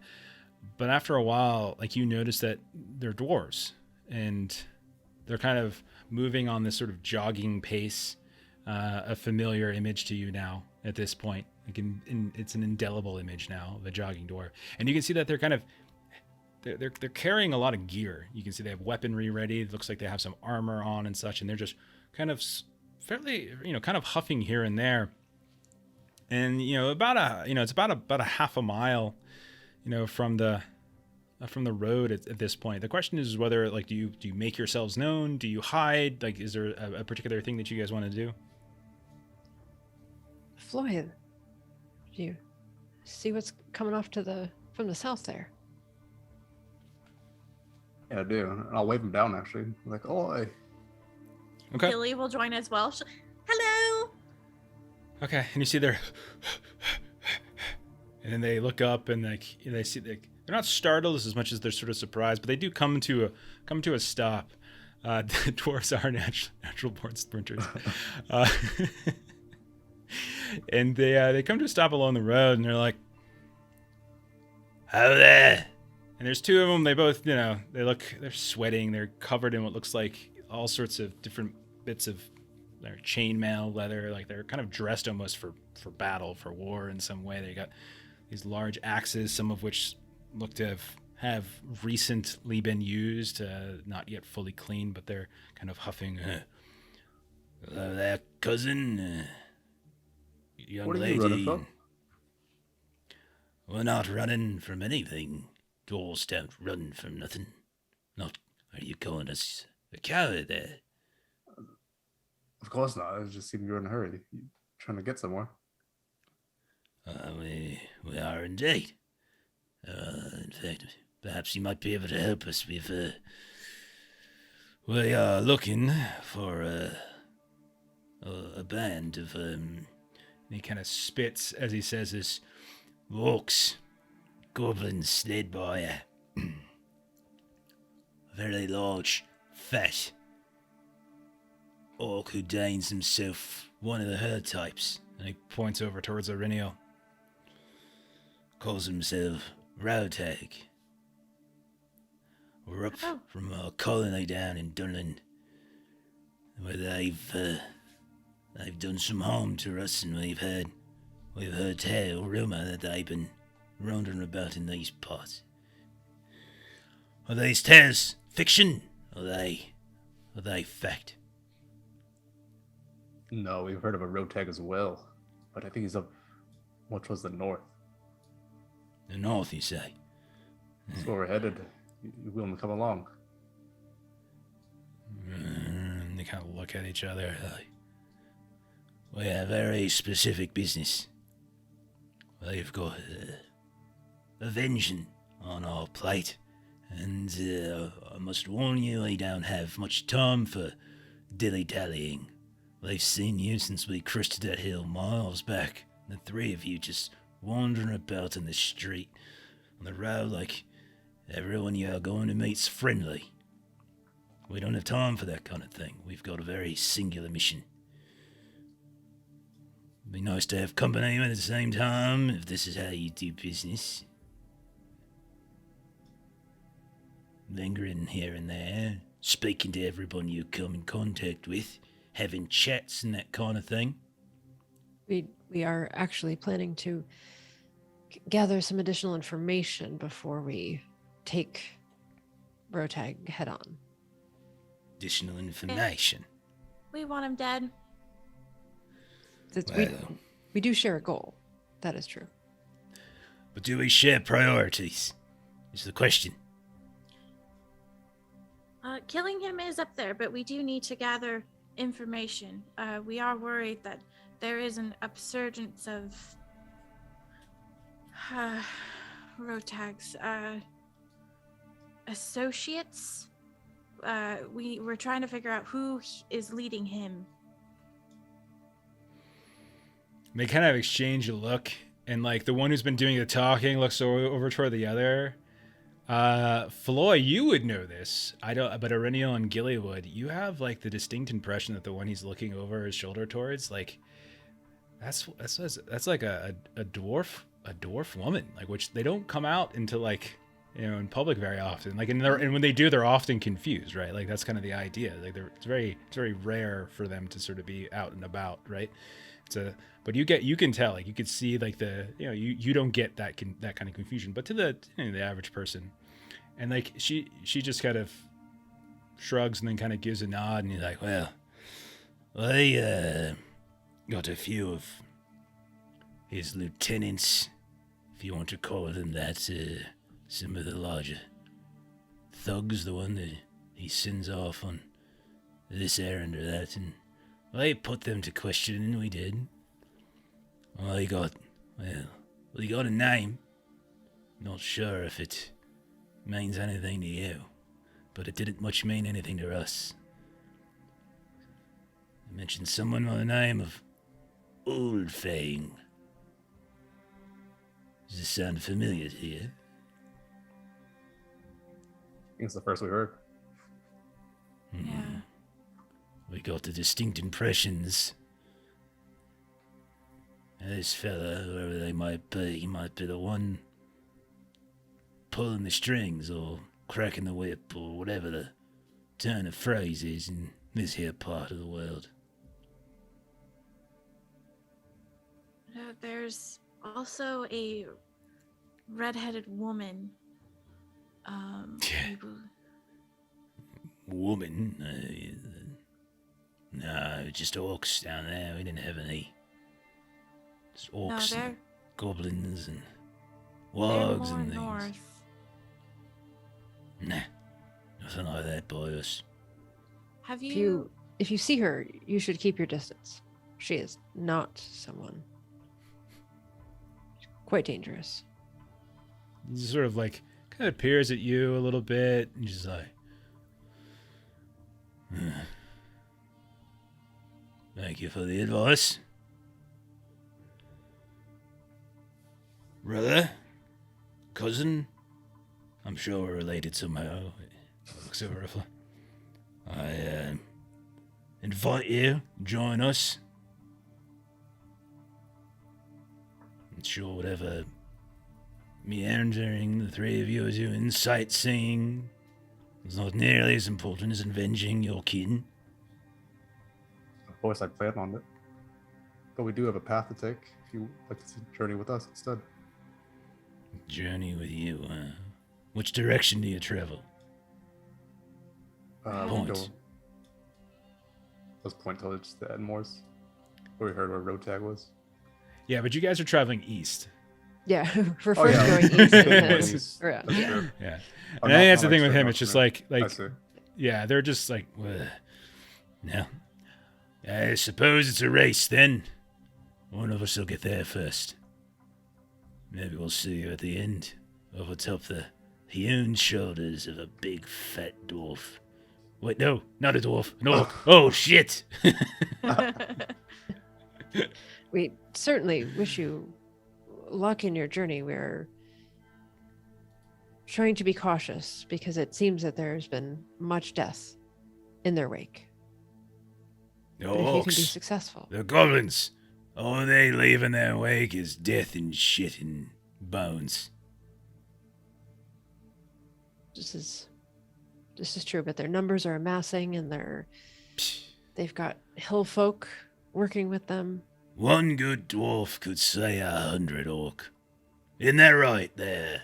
I never caught your name. Who are you, brother? Loy, how about you? kind of reaches out. Floy. Thorvin. He like reaches like a big old meaty paw. This here's Thebe. You Pleasure. guys going alone? Just the two of you? There's others knocking about here and there, scouting this way and that. We sent a few over to that, Bray. To ask about, see if they've heard nothing. Heard rumors that they had some trouble. They did. Trolls were killing their cattle. We followed. They headed north. He looks over at Floyd. He's like, I'll bet you took out a whole slew of them, didn't you? You've Oh, got yeah. that look in your eye right there, yeah. A this violent is- fighter, this one is. Gilly, this is when she starts flipping through her book. He jumped out of a tree and thwacked this guy in half with his axe. It was the coolest thing I've ever seen. Floyd, me friend, you're a proper hero, you are. Flying him through the air like a bird. I could use someone like you. And I could use someone like you. Maybe we'll meet up. Let's be tactical about this. You guys are obviously fast. We're gathering some information. Perhaps we could meet up at Mount Graham and see if you found them before we did in such and such time. And she'll like look at Floy.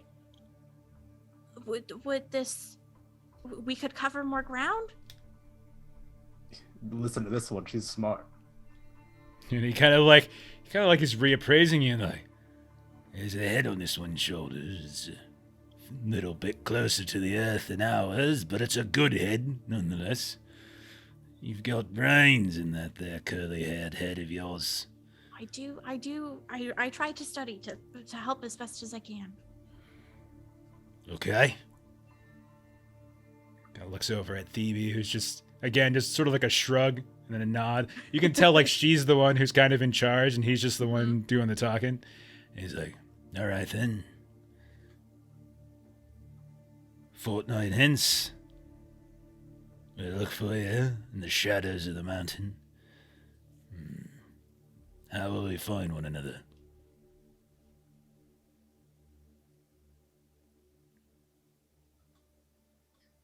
Just look for the Iriniel's helm here, the ranger's hat. It shines quite brightly. Yeah, looks alright. It is quite well made, that is. Alright. And this one always reads her books at night, so there's always a light. Follow the light at night. On the foothills of Mount Graham. So that could be Okay. rather dangerous. I do not suggest that. And she'll like pull up like this like large kind of like colored tarp or whatever. We'll hang this from a tree somewhere nearby the base of Mount Graham. And perhaps you could find our camp there. And she'll rip it in half and give them half, and you hang this as well just in case you beat us there. He takes it and he's like, Well, little one, the mountain's quite a big place, but maybe we'll find each other yet. Maybe we'll try and keep it to the south side of the mountain. South side it is. Indeed. I'll look for this swain in the breeze, and you look for this. And if you can't find one of these, well then follow the headless bodies of orcs and goblins that I'm sure we're gonna leave in our wake. And then I'm sure you'll find us. And maybe a troll while we're at it. What say you, Phoebe? How about a troll? and she's like, shrugs and nods. I would love to document your guys' adventures if you would not mind afterwards. Document our adventures. An interview, All right, perhaps? young one, you've convinced me. Indeed. Wonderful. It was a fortuitous day, and a fortuitous meeting. Brother, Reaches his hand out and kind of does And like the a last big, one for the ruffles Gilly like on her like curly little head. and he's like, human with a helmet. Safe travels. Indeed. You ready, Phoebe? And she's already running. And she's like, oh, Gotta catch up. Boy! and he starts rushing. Okay. All right. So you are going to try to reunite with them somewhere around. I'm writing this down. And you're going to try to hang some kind of flag or whatever, Colored tarp. tarp or blanket in a tree on the southern side of Mount Graham. Okay, we'll see if it happens. We'll see if fortune is on your favor. Fortune is on your side. Okay. Let's see. All right. There we So get back as to we were this. traveling Yeah, go for it. on the road, Iriniel wants to be kind of looking on the road for rocks of a certain size. So you just see her kind of bending over, kind of picking up rocks, and she's just sort of putting them down and picking them up, throwing them down, and you just see her kind of gathering kind of a handful of rocks that all seem to be Okay. relatively equally sized. She's just putting them in her pocket. Sure. Why don't you? You can roll a test for this to see if or we could just sort of flavor it. It's fine with me. I mean, like if you're looking to use them at See some how point. many I get. Yeah. It's more along the lines of like how many you get along the road, and then I need our scout Floyd to roll an explore test. I'm not going to use any of our stuff on this, so we'll see how it goes. I could have asked them to yodel. Yodel, yodel, yodel, yodel. And Jeff cries as his throat screams out in agony. Doing a lot of like the gravelly voice today. Okay. I got a great success on my Absolutely. I'll tell you what. Add like a bag of rocks or however you want to call it to your inventory. We'll treat it like a useful item. You can figure out how you want to designate what it's for. Whatever you think might be, whatever thing you think would make sense. But you can add it. Works for me. Okay, Floyd, explore test, please. This I is, have maps, so I'd like to make this a favor. Oh yeah, for sure. You want an extra dice? Do I? Oh, What is that? Oh, it's 19. Yeah. Okay, very good. That is a pass. I am reloading Foundry. You having trouble? Okay. All right. So it's not very long after Thorvum and Thebe depart. You guys continue your trek eastward. You have a plan. You were planning on sticking to it. You're going to get within sight, essentially, of the last bridge, and then you're going to move up northward, move along a little bit of the Horwell a bit, and then see how far you can get.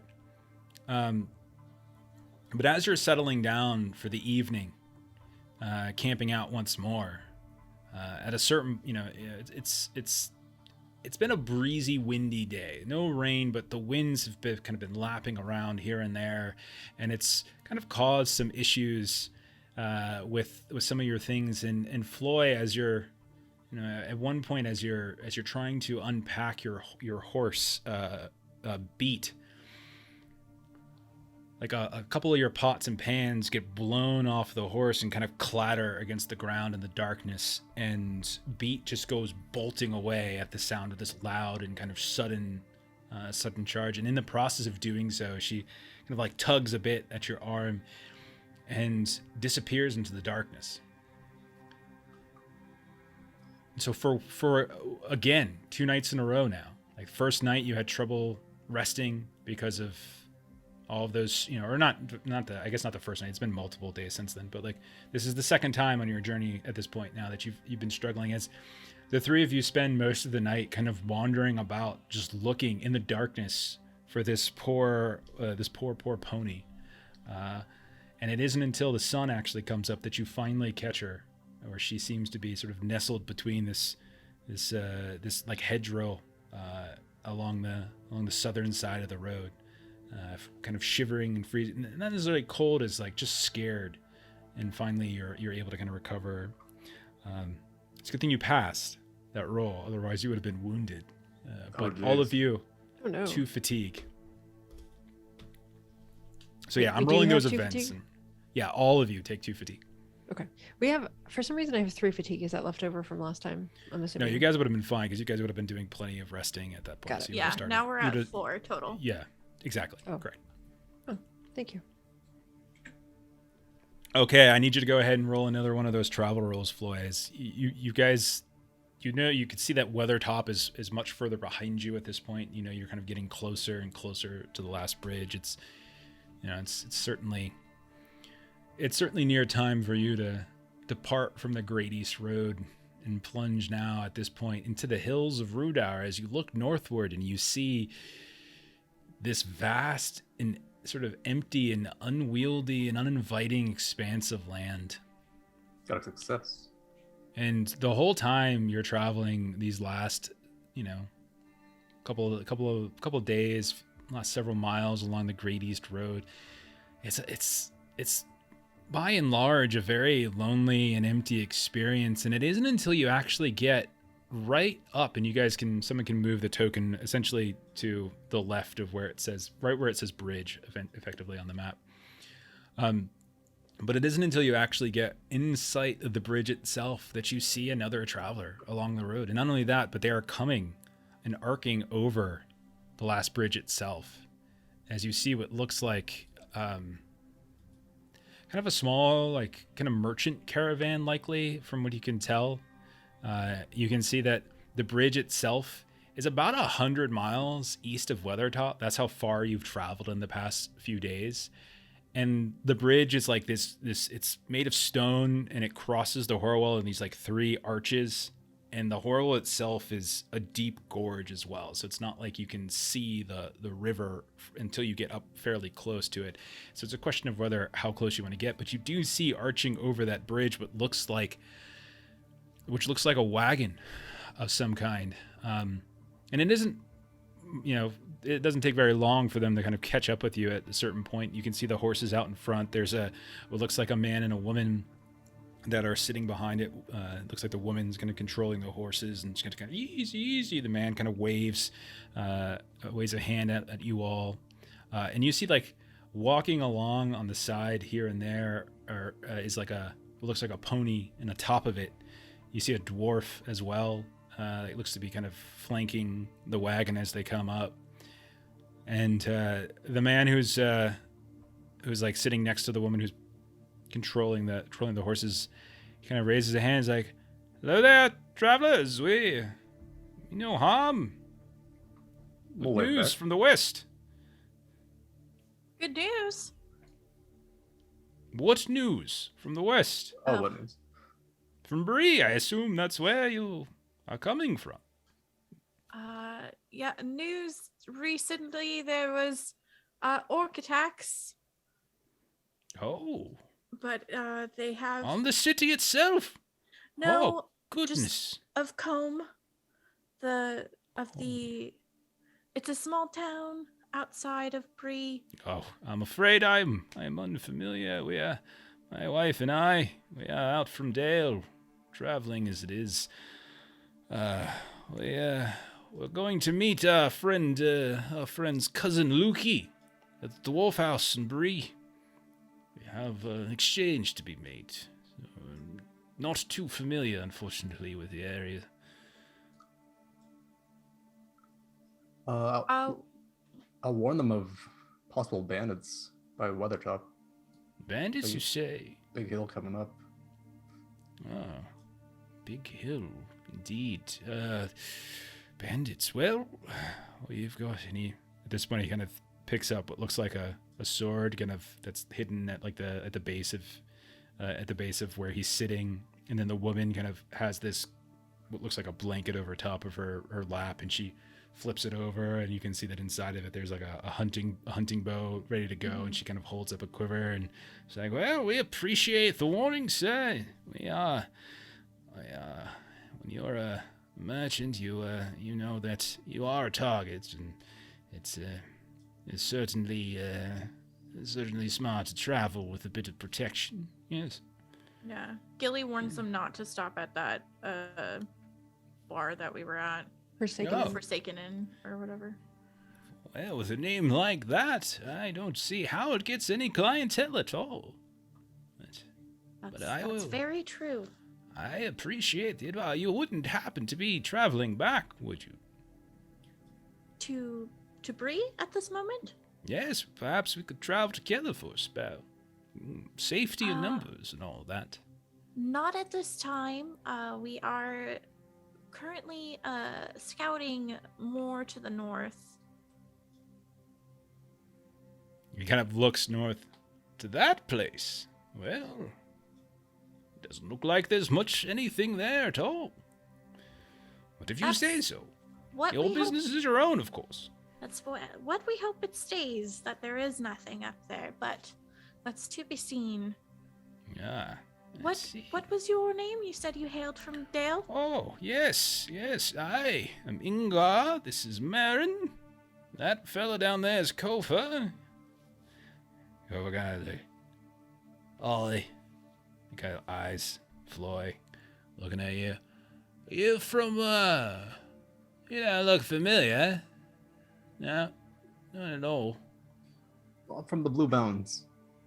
Ah, okay, cousin. You ever travel across the Mist East over the airport? Don't think I've been that far. Nah. Well, that's a pity. It's a pity. Oh, here you live right in the shadow of them elf fellas out there. Must not be the most polite neighbours. Having them right underneath you. Yeah, your foot, right in your eyesight, your eye lines. Getting all upset about playing music too loud at night.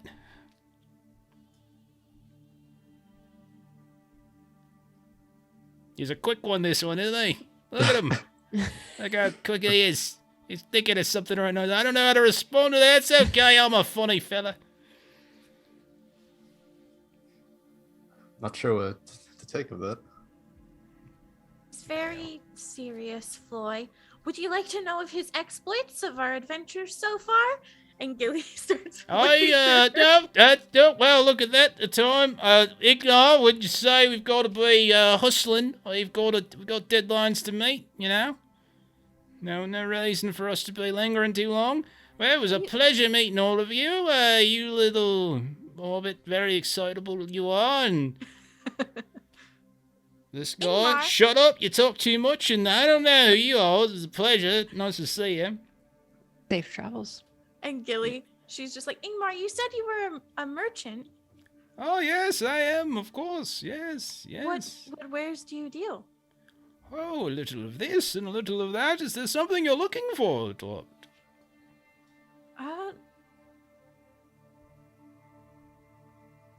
We were looking for more of like a spyglass, perhaps, but haven't really- Spyglass, eh? No idea what you're talking about. or whatever we would call it in this day and age. Yeah, I don't generally know if don't. these I exist. actually don't know. I mean, we have some. Let me see if it, like, what we got in the sample items to see if there's anything that would qualify.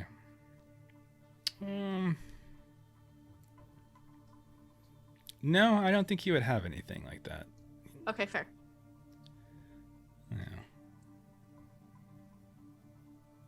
Yeah, I don't think he would have anything like that. Hold on. Toys from Dale, yeah. So Yeah. Gilly would like to ask if he could, on his way to Bree, take a note to, like along their way. She'd pay them to if they could deliver a note on her behalf, about what we discovered in the Forsaken Inn, like the information about what her name is, and all of that other Oh, stuff. okay. Sure. And just pass that off as we continue on. Oh, well, we're happy to do that, certainly. No problem. Absolutely. Who would we be delivering this to?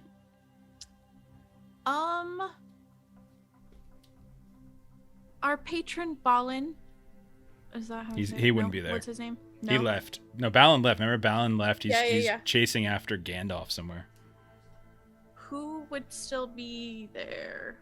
Just send everyone to the doctor. So they Oswald. Yeah, she would probably be Alcott, Oswald yeah. or Alcott. Yeah. Okay. So a note to Oswald probably makes more sense, as he was one of the chief. Yeah, members of the mates. council. Yeah. Your little makeshift. Our little okay.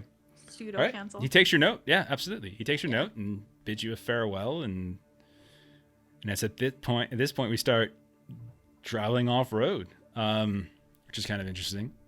But you guys make it right up, and you can kind of see you bid farewell.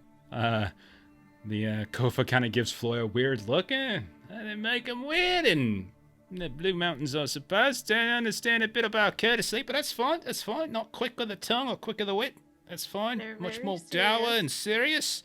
Not gonna lie, Yeah. I couldn't comprehend what you said with the voice you were using. Like, I literally. Oh. You're trying to say you can't understand me? Well, that's caught red. I can't understand you at all. Listen, you sounded like you got bread in your mouth when you talk. Regional dialects and all that such thing.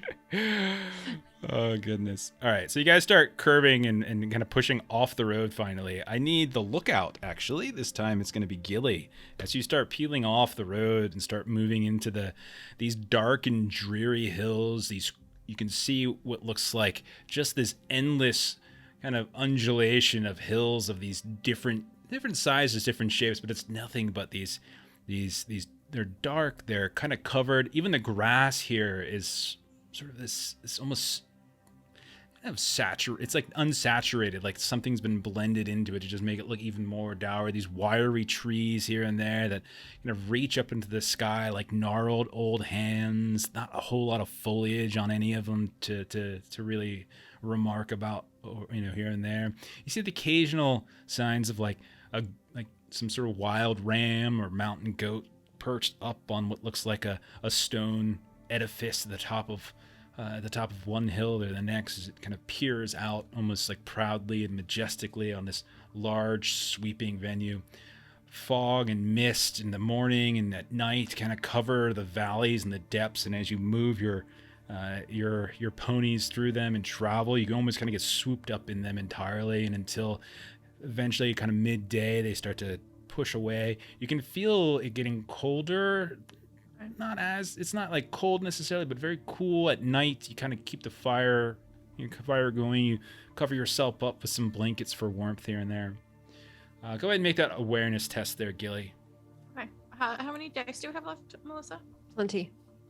That's not Did a we number. say if I'm allowed to use more than one?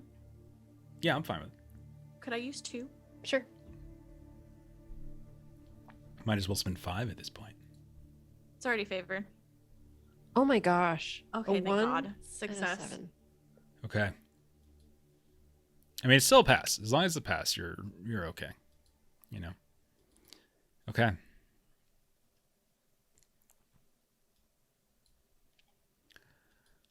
So, for the first, the first kind of leg, the kind of quick turn as you depart from what looks like the, the road itself, and you start moving further and further away, leaving the last bridge and the Grady's Road behind you.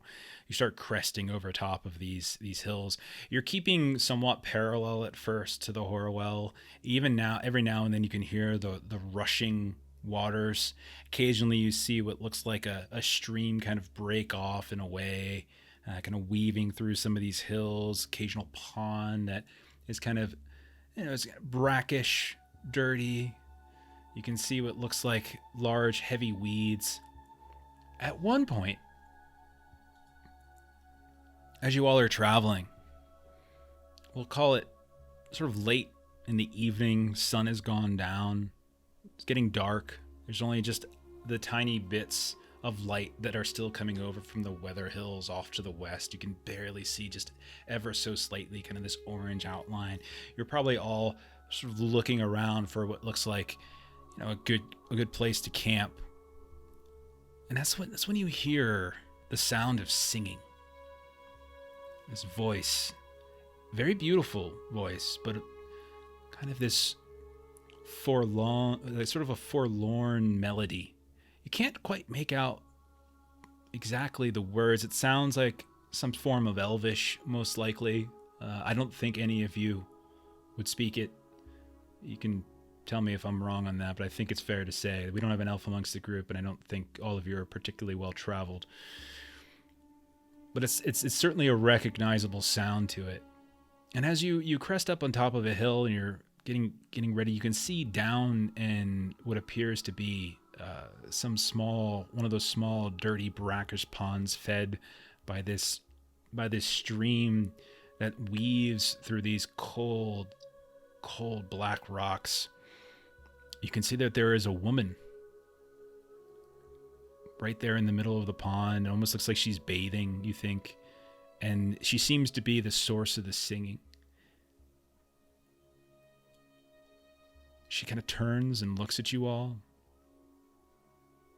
as you kind of peer down at her.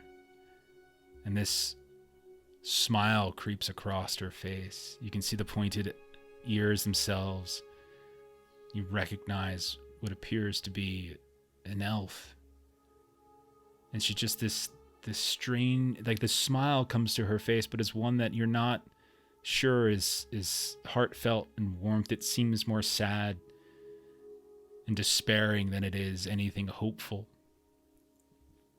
And right as about one of you is about to wave or about to say something, you see that she just fades right in front of you.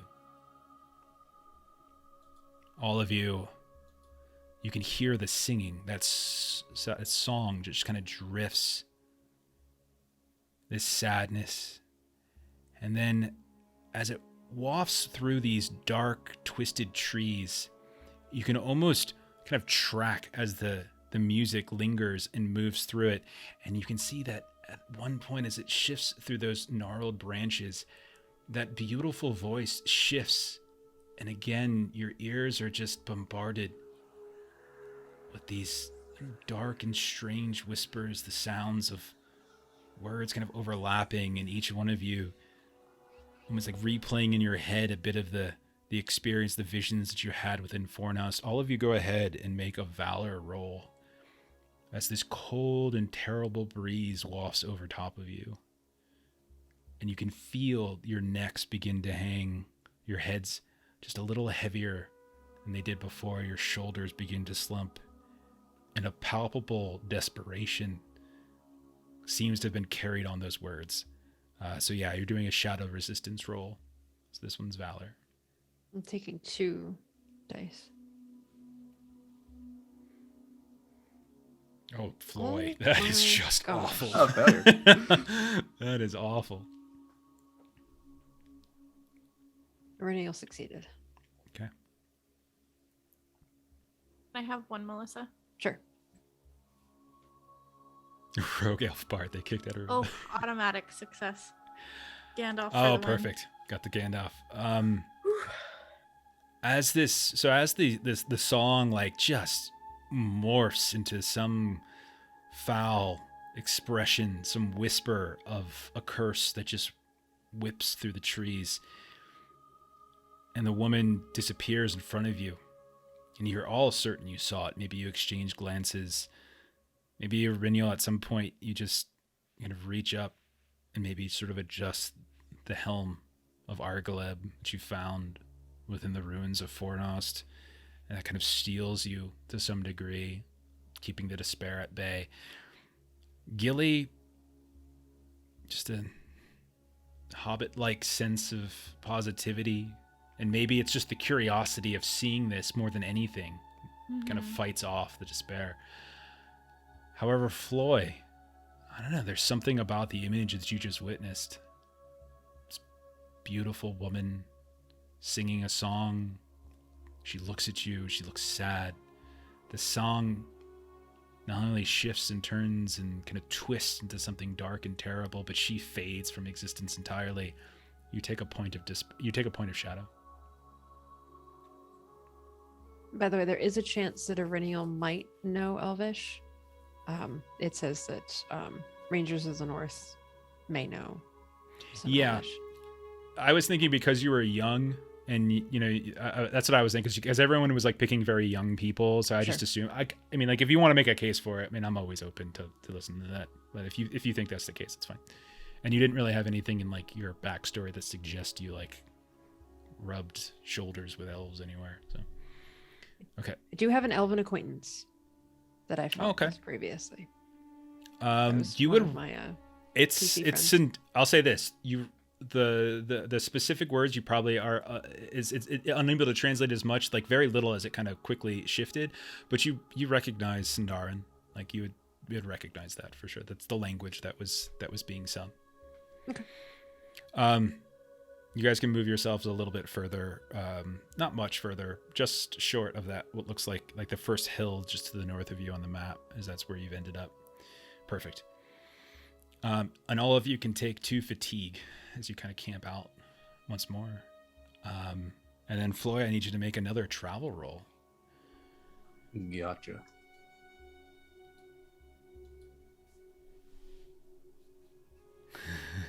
Was she hanging out? Double Gandalfs.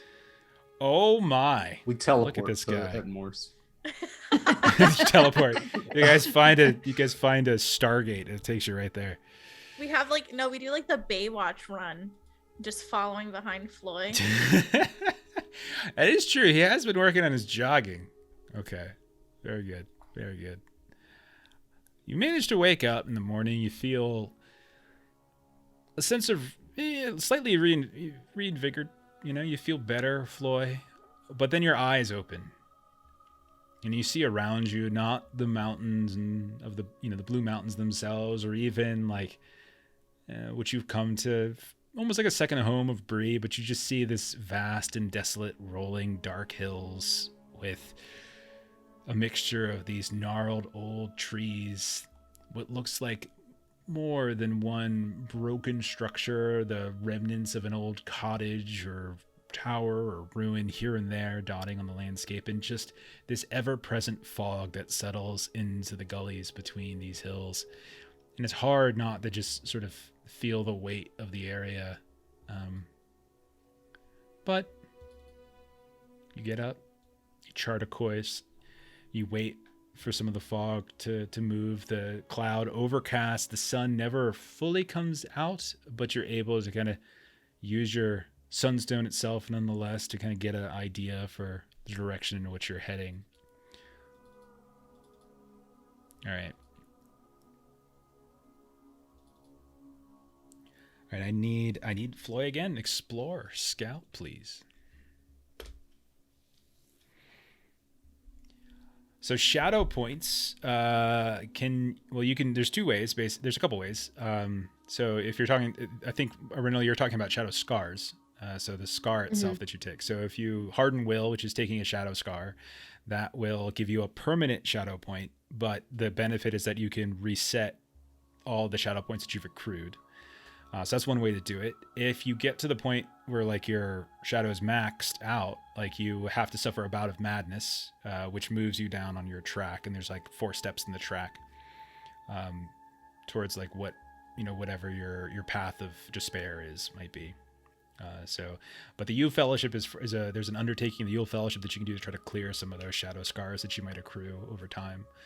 So anytime after you've taken a shadow scar and you have to reset your shadow points, you don't reset down to 0. You reset down to however many permanent shadow points you actually accrued from hardening your will. All right, that's a failure. Yeah, failed the explore. Like I said, you're not feeling too great. Okay. So you begin to move once more, kind of in a northernly direction. You're trying to keep what looks like, which you know to be the range of the Etten Moors, and which you think might be Mount Graham, kind of off to the west a bit, in that as your basic bearing. And after the first couple days of travel, you notice that every time you go to sleep at night and you wake up in the morning,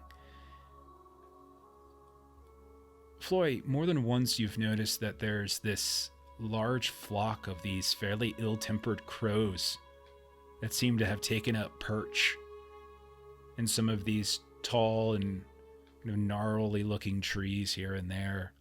And you can see that they're frequently flitting from like one crooked tree to the next. They're just hopping from branch to branch. You start to get the sense, Floy, that like they're watching you. You can see that their heads are just sort of tracking each one of you. A couple are kind of watching as Aurinial like wanders off at one point to do a little hunting, and then you can see a handful kind of lift off and fly and seem to follow her. When Gilly is like is sort of tending to her pony Root, kind of leading her over towards a stream nearby to get some water, you can see a few of them just sort of flitter up into the air and fly over in the direction of a tree that manages to look down on Gilly, and a handful are always kind of staring at you. You've heard stories, probably, Floy, that agents of the shadow use various carrion creatures, possibly as spies. And yet, every day over the course of 2-3 days worth of travel, this happens. Like you see this constantly happening over and over and over again, to the point where like it's starting to the irritation, the concern is there, and it's fair to say Aurinial and Gilly, you two can eventually, it's not like they're hiding. It's very clear. How many would you say there are? It's a fairly large flock. Maybe Jeff knows no idea how big. We'll say 20.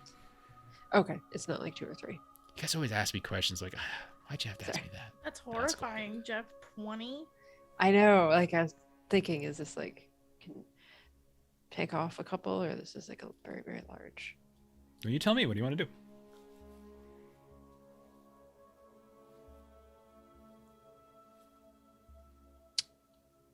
Okay. Reneel. So I think just general chat. If we think that these might be spying on us, I mean, we're here to gather information and we're looking to meet someone, and we don't want to put her in danger immediately upon our arrival if we've got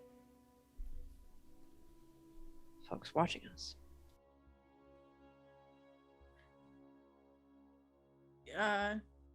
Gilly's like, that is true, but Ashley herself is a superstitious person and would always love to befriend a crow.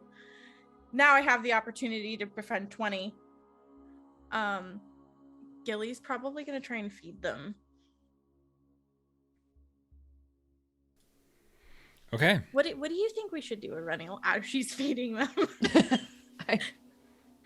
Aurelia was pulling out the stones from her bag that she had been gathering, so she had a very different thought in mind about what to do with these. We'll figure it out amongst Spies. yourselves. Well, you might just be the tiebreaker. We've got one vote for friend and one vote for. Gilly is feeding Red. them. If you decide to try and kill them, you will hurt her, but you can do it. Well, they've been watching us and it's been bothering me. As long as this entire journey. Wouldn't mind if you took out a few. But if Gilly here wants to befriend them, it's her deal. I I mean, think from I what we, read once crows will bring you gifts. I think it's more likely that we are not the ones whom they will bring gifts to. I think folks that will mean to do us harm are the ones that these crows will bring gifts to, like our location. And maybe other gifts. Maybe. We'll start finding a way, Renio. Because I can't reach them from here. Well, so I imagine there are some that are still up in the tree, and then there are some that are like being fed by Gilly on the ground at the moment. None of them have responded to Gilly trying to feed them. They don't seem to be interested in that. So any amount of coaxing that Gilly tries to do they don't seem to be responding. And the only thing you really get from them is a fairly rude and sort of shrill that comes out. I don't have any actual bird sounds programmed in yet. I could say they howl and say, but that's not right. I can't do that. That would be. So I just got a horrifying. Stream Deck. There's an R in it, so I've been messing around with it. All right, Ireniel takes her bow out, and she's going to try to dispatch these spies. Sure. Why don't you go ahead and roll an attack with that? We're not going into combat. I just want to see if you effectively take one out Okay. before. So I other things can't happen. click on the bow because I don't have a target. Let me click Oh, over here. Wait, yeah, I can get over sure. here. Never mind. I was just clicking Yep. in the wrong place. I will take one of these. And that. Success, 19. Okay. So, and you're using your bow, right? You're not using the stones. You're not like just throwing. You're just shooting. I'm using the bow, yeah. So yeah, you've as Gilly is sitting there like trying to like get them to come down to her, and they're just hopping back and forth onto the branches several feet above her head, cawing down at her in a sort of fairly rude fashion. Them kind of staring at them with their head tilting to one side and the next. Oh, we just got a neck crack. That felt good. Like back and forth it goes. Ireniel takes aim, lets loose, and you can see one of the ones that are above on the branch above Gilly's head. You could see it's just an explosion of black feathers as an arrow goes sweeping right through it, pinning it against the trunk. The rest of the birds leap up into the air and begin just fluttering and flying around. And you can see a whole swarm of them just swoop down into the camp and kind of overtake all of you for a short period of time, like pecking away here and there. You're kind of putting your hands over your heads and kind of swatting as they're almost attacking you, revenge, and like you can see them also going for your ponies and harrying them a bit, kind of whipping away at your packs. You can see that they're kind of taking out what looks like some of the blankets and things here and there before leaping off into the distance. And maybe you fire a couple more shots along the way and you maybe hit another one or two, but eventually you can see that the entire flock evacuates the area, and you can see that they're heading on a very straight and direct path northwesternly in the direction of what you consider Mount Graham and the realm of Angmar, if that means anything. Yes, it does. I don't think there was a real good choice there. Either we let them continue to track us, or we anger them. Either one I think is bad. I also need you all to go ahead and roll another shadow resist. No. Sorry. Blame Floy Anybody want some dice? as he failed the explorer test. Hey, party wipe, how's it going? I'm loving one. One Ring personally. I'm taking love this 2. game. Anybody want one? You want one, Absolutely Ashley? love this Suck game. it, Valor. You can take extra d6s and it It would doesn't help really you. help. My target is so high. It actually the does target? help, Long, because you roll the d6s and you add what you roll on them to the total. So it actually does help. Even if you roll a 1, it technically helps. I'll just take the shadow. Okay. Everybody take a point of shadow and 2 points of fatigue. I succeeded. If you succeeded, you don't take the point of shadow, but you do take the fatigue. Okay. How much fatigue are we up to, everybody? Should be. But this is gonna make it 8. Should be Is 8 it right 8? now. It's 8. Yeah. As the weight of travel is just kind of it's been this has been a significant period of time. Like travel on the road is a little quicker, but even parts of the road, the Great East Road, weren't great. Now you're into the actual hills of Rudauer at this point, the proper hills. Okay. You continue to sort of work your way northward a bit. Gilly can go ahead. does collect some feathers Yeah, that's fine. just to Yeah. have. Okay. Sure. I mean, there is the one crow. We'll say that Aurenial is able to kill, and if you want, you can say you took 1 or 2 more out. I'm fine with that if you wanted to take Okay. the crows. Cool. Sure.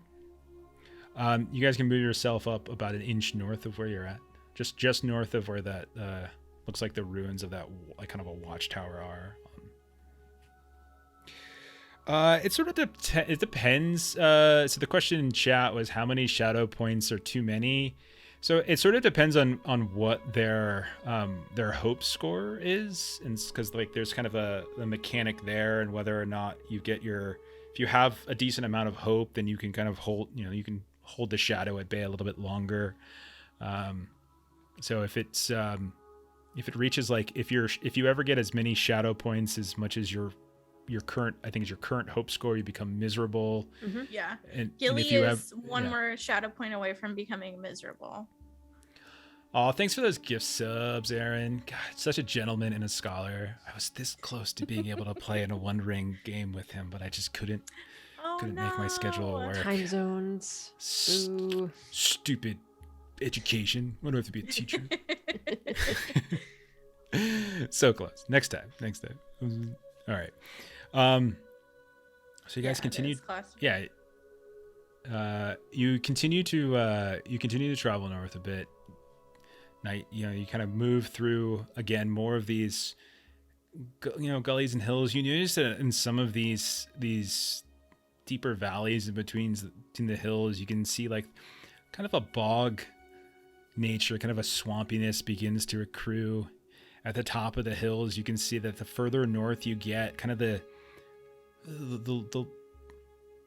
kind of spans out with this sort of dry, almost like a dryness at the top of the hills and a sogginess at the bottom of the hills. The fog continues to roll in. The light kind of disappears a little sooner. Takes a little longer to come out in the morning. At one point, as you're all traveling, you hear this kind of a strange howling wind blowing through. When you look around, this collection of broken stones that's on the northern slope of one of these hills that you're cresting downward. And it almost sounds like someone is sort of this long and slow whistle in your direction. And that maybe is what kind of catches your attention. But you look over and you can see that what you originally thought was sort of broken rocks and stone is in fact, it actually looks like the ruins of some kind of structure. You can see almost signs of masonry, carving here and there, something kind of tipped on its side. Perhaps an old sculpture of something very large and great. It's hard to tell with great specificity. But you do notice that all along that kind of northern slope, it almost looks like these different kind of large mason chunks of stone have been scattered about, and it almost looks like a circle or an oval shape of some kind. And they're, if you think of like almost like Stonehenge, kind of tipped on its side here and there, and a few through the rocks kind of piled atop one another. But the wind just whips down through, and you hear this sharp whistle between them. But you can very clearly see what looks like on some of these large like obelisks themselves, something carved into them, letters, sigils. It's hard to really tell. Renee will look over at Gilly and say, "Is that something you want for your notes in your book?"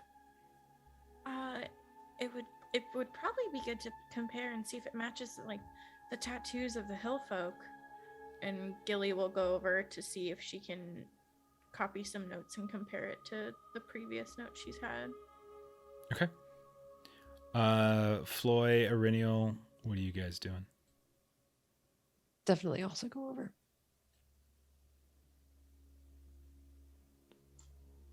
Floy? I'm sorry, did I miss something? Oh no, I'll just let Gilly do her thing. I'm not gonna really pay attention to it. Okay. Floy, you watch as the two of them move in the direction of this like ruin of sigilled carved stone. And you notice as they kind of break the ring, it's almost as if they begin to just move like they're trudging through like heavy snow, or they're moving through, it looks like against the wind in some way. It just seemed to slow ever so slightly.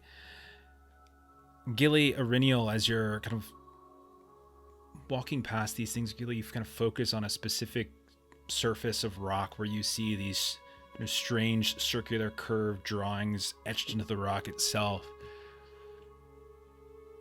You feel the wind in here get remarkably cold, as if the temperature has dropped just instantly and immensely, and it feels like winter has overtaken you.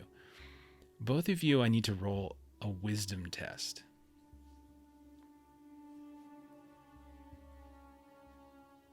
You want any D6s? Yeah, I'll take one. Okay.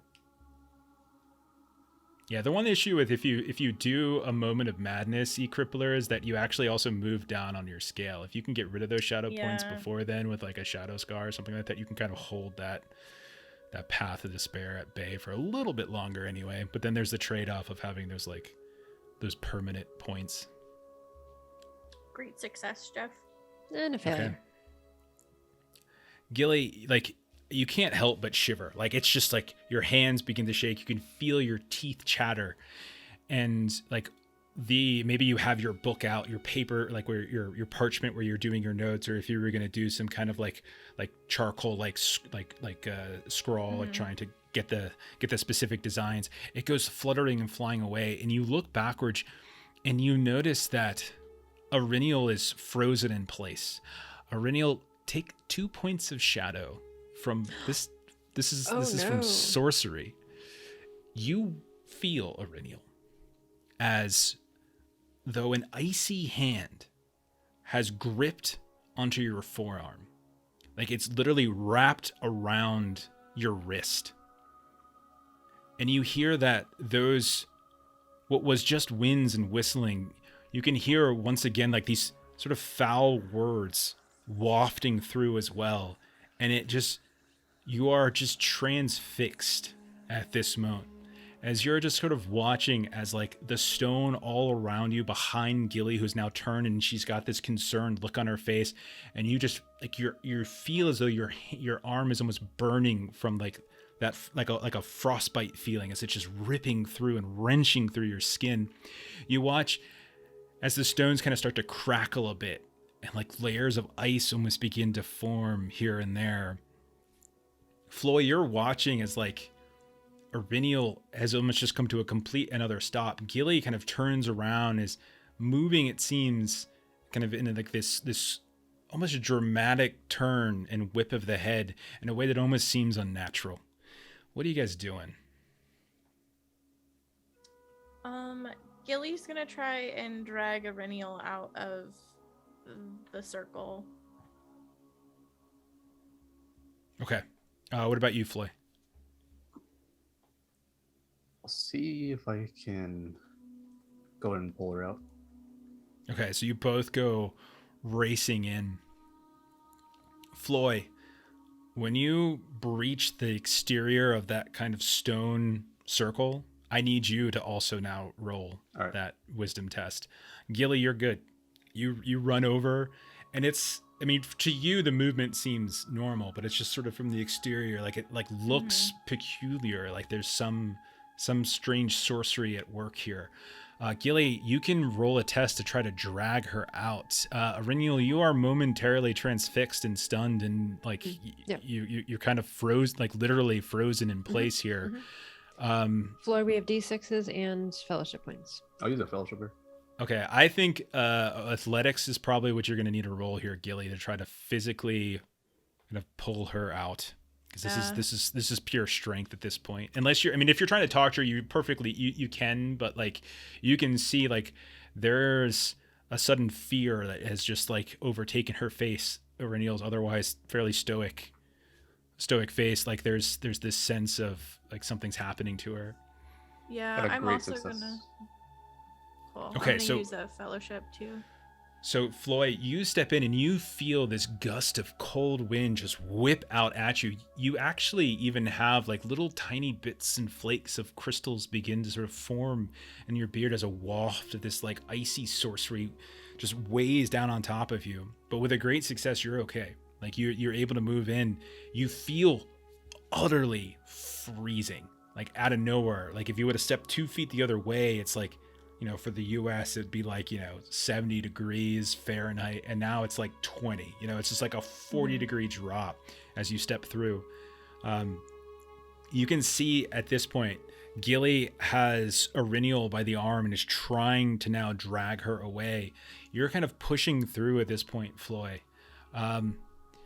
Aurenial, you can feel that that whatever is kind of grabbing onto your arm, you feel like a physical pressure. You feel the ice now begin to sort of spread, shooting up your arm, crossing over your elbow, up into like your like your bicep and tricep area. You can feel it reaching down into your hand, into your fingertips, which like as you look down, you can see are turning this kind of bluish purple color. The whole arm is starting to sort of shape itself into which just looks like a frozen arm. Floy, go ahead and roll. If you're trying to move her away, you can see Gilly is struggling at this. Floy, reach out and try to pull her as well. Roll athletics.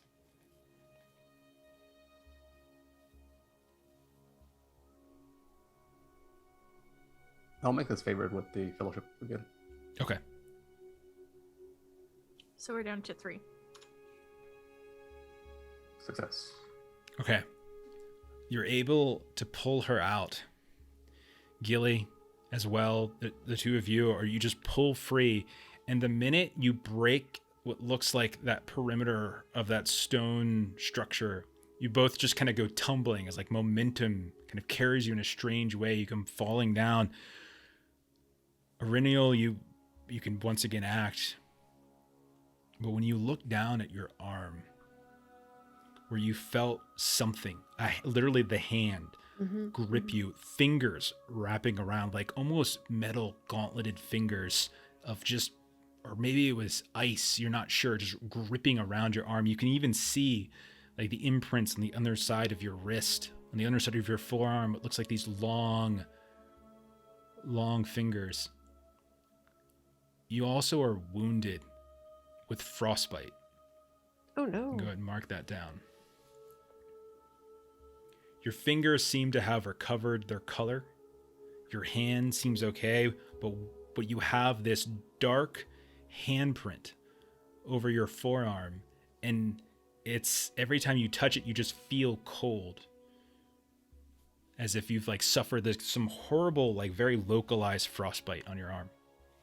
I didn't see anything, but I sure felt it. Did you see anything? That was awful.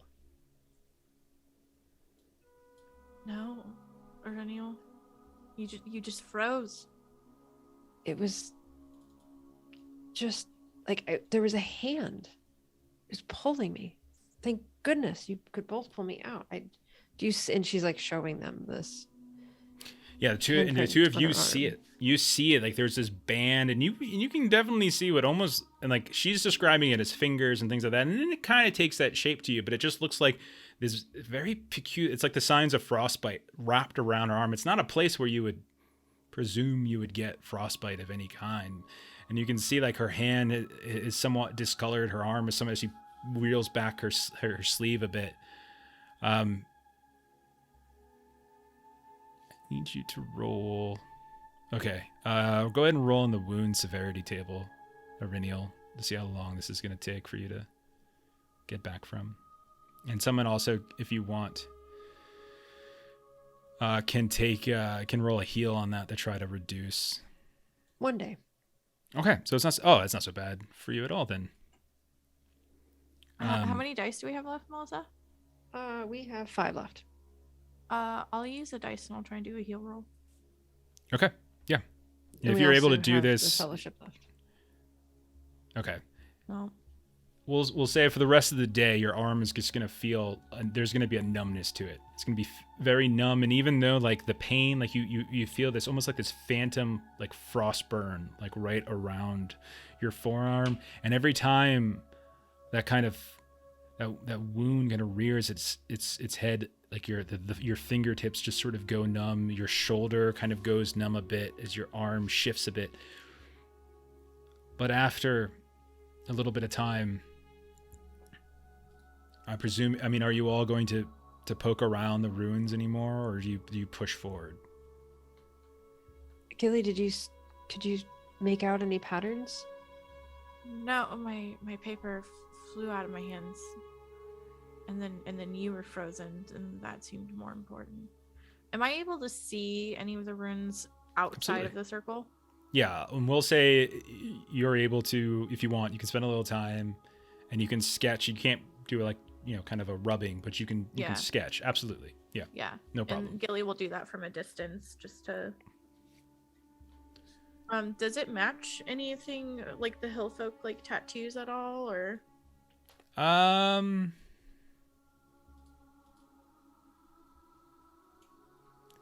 Interesting question. I could do a lore or like a riddle roll. I'll take a lore. Well, yeah, I'll take a lore. Yeah. Okay. I'll do a dice, Mo. Okay. Success. Yeah. And actually, you do see some similarities. Not everything. And you don't, and everybody who they basically had, there's a lot of like, these kind of like spirally runes and things like that. But not everything is exactly the same, but I would say you certainly see some overlapping artistic similarities between what you're seeing on some of these runes and what you're seeing on some of the decorative tattooing that you saw, and those that were at Oswald's home, and those that you might have encountered when you were in Fornost. Yeah. Okay. Aurelial's gonna just try to kind of wrap her arm a bit, and she's just gonna kind of stand off to the side, and it's just very uncomfortable. Okay. All right. So she, normally would be supportive of Gilly, but is sort of just standing around is kind of making it difficult to ignore the pains in her arm. Sure. So you push forward after a little bit of time with Gilly, kind of paying attention and doing what you can, keeping very close, close watch on some of these carvings, etchings, doing her best to note them down as best you can.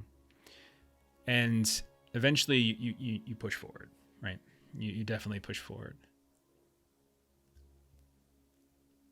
Kind of a day passes, you sleep You wake up. Arenial, you can see as you look down, it's as if your arm is almost fully healed. Like you don't feel any pain, but you do see this sort of lingering discoloration, as if it's scarred, perhaps. You're not sure whether that discoloration will go away, but like throughout the course of your travels for the next day, it doesn't seem to give you any issues. You don't get that numbness in your fingertips. You don't get that sort of strange dislocated feeling in your shoulder. You don't feel any of that searing, frosty pain in the actual forearm itself.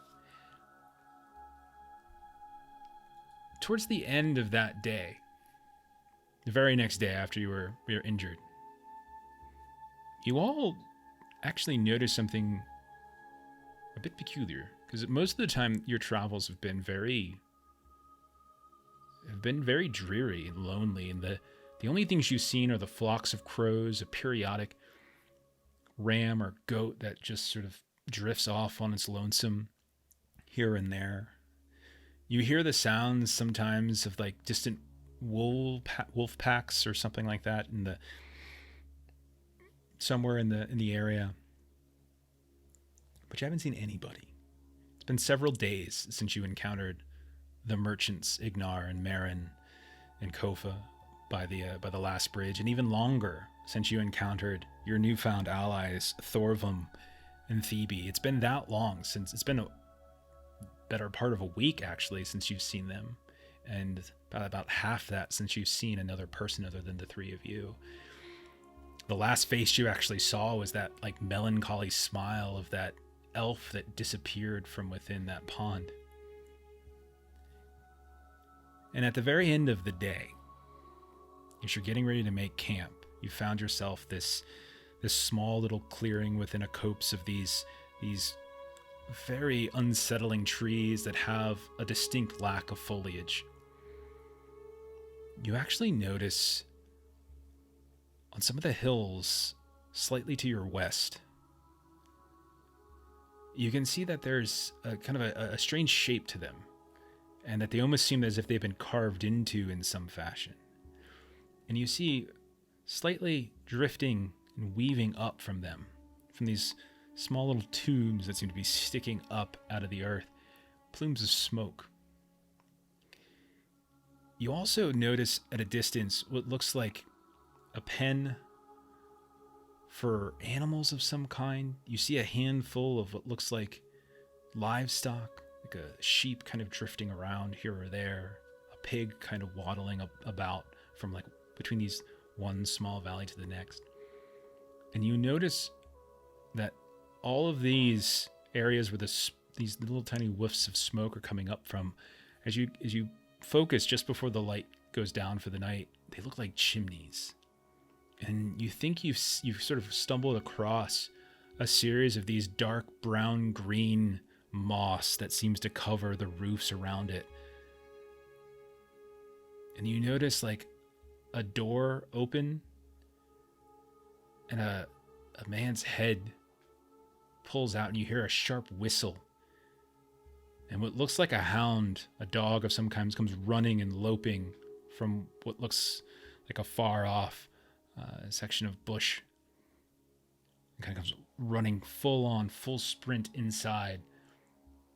And then the door closes. And it's the first other face that you've seen in days. And we're going to go ahead and stop there for tonight, as we are over 2.5 in, and we'll pick up on that and who or what. If you can even trust what you see now, right? Next week, as we're pretty far in. All right. We did lots of traveling. Nice. Yes, we did. So I was trying to flesh out like the journey phase a little. Like we were talking about that one time. The one very short trip we did, it felt like we went too fast, but there's something. So this time around, we're trying to elaborate a little bit, giving you some opportunities to break and do some scenes here and there, and kind of reset, and also doing the events from time to time. So yeah. I tried to frostbite my hand off. Yes, it did. Yes, it did. It did indeed. Don't forget, do you have any fellowship points left over? Yes. So how are they used again, Melissa? You looked it up. So we can cash them in. What we generally have been doing with them is cashing in our leftover fellowship for hope points. For restoring some hope. Mm-hmm. Is that required on like a short rest, or is that just like at the end of session? You don't would ask recall. a follow-up question that I don't know the answer to. We don't. I think it's end of session because every session your fellowship restores to reset. full. Yeah. Okay. We'll double makes check sense. that to be sure, but don't forget to do that to divvy those out if you want to. How's everybody on hope? I'm good. You can take whatever you need. What are you at, Floyd? Floyd doesn't believe in spending hope. 10. You're at 10. Right? Shit. Perennial, what are you at? Perennial has 3 hope. Oh, we're twinsies? Or I Yeah. have 4. Okay. So I'll take 2, you take 1? Yeah, that works. Do you guys restore any from last session for the council stuff? Because I don't think we really spent fellowship on that. That is true. We'll We'll discuss but you it after. it's equal to your heart score that both of you would recover during the fellowship phase. So whatever your heart score is, you could have gotten that. I only get half Yeah, that's how I as got a ranger 4. of the north. So that's why I've often been using the Gilly fellowship ripped it points. to 0. She Yeah. All right. Let's see. What else we got coming up? Oh, Monday. Come back here. I think it's like 9 Central. We're doing Deadlands. We're playing some weird West stuff. You can catch me and Melissa in that game. It's so cool. Yeah, it's really fun. We've done only 1 session, so it's a great time to kind of catch on. We're playing Blood Drive, if you're familiar with that. Savage World Adventure Edition. Let's see. Next Friday, we'll be doing Delta Green in our, what we've determined is our penultimate episode in our year-long campaign of Impossible Landscapes. So that's a lot of fun. Woo. Next week, same time on Saturdays, we're playing more One Ring. I love this game. God, I love this game. It's so cool. And we'll find out who these people might be and how they're going to kill the party, something like that. Wait, maybe. What? Oh, sorry. Was that it? My bad. We'll figure out what that's all Spoiler alert. about. So thank you for everyone who hung out. Thank you for those of you who have thrown us some fish. You certainly helped keep the thank party you. alive through. Thank you so Yeah. much. They're definitely healthy. Healthier than they should be. But I'll work in some more difficult My things shadow this time. points would say otherwise, Jeff. I want more shadow scars. I want a bout of madness. Someone should do a bout of madness because we really should show it to the stream. Like we are doing a lot For of One Ring learning. play. For We are learning. trying to help others learn how to play it. So I really think someone should jump on that grenade for us, But that's about it. If you want to hang tight, we'll go ahead and find some of the raid for you to watch. We got some friends over at Dragons in the Dining Room. They're playing some Dungeons and Dragons, so we'll go give them a raid. And you can kind of watch them for the rest of your Saturday evening. And thanks for hanging out, and we'll see you next time. So bye-bye, and thanks for those of you watching this later Bye. on YouTube. Yeah. Thanks, everybody.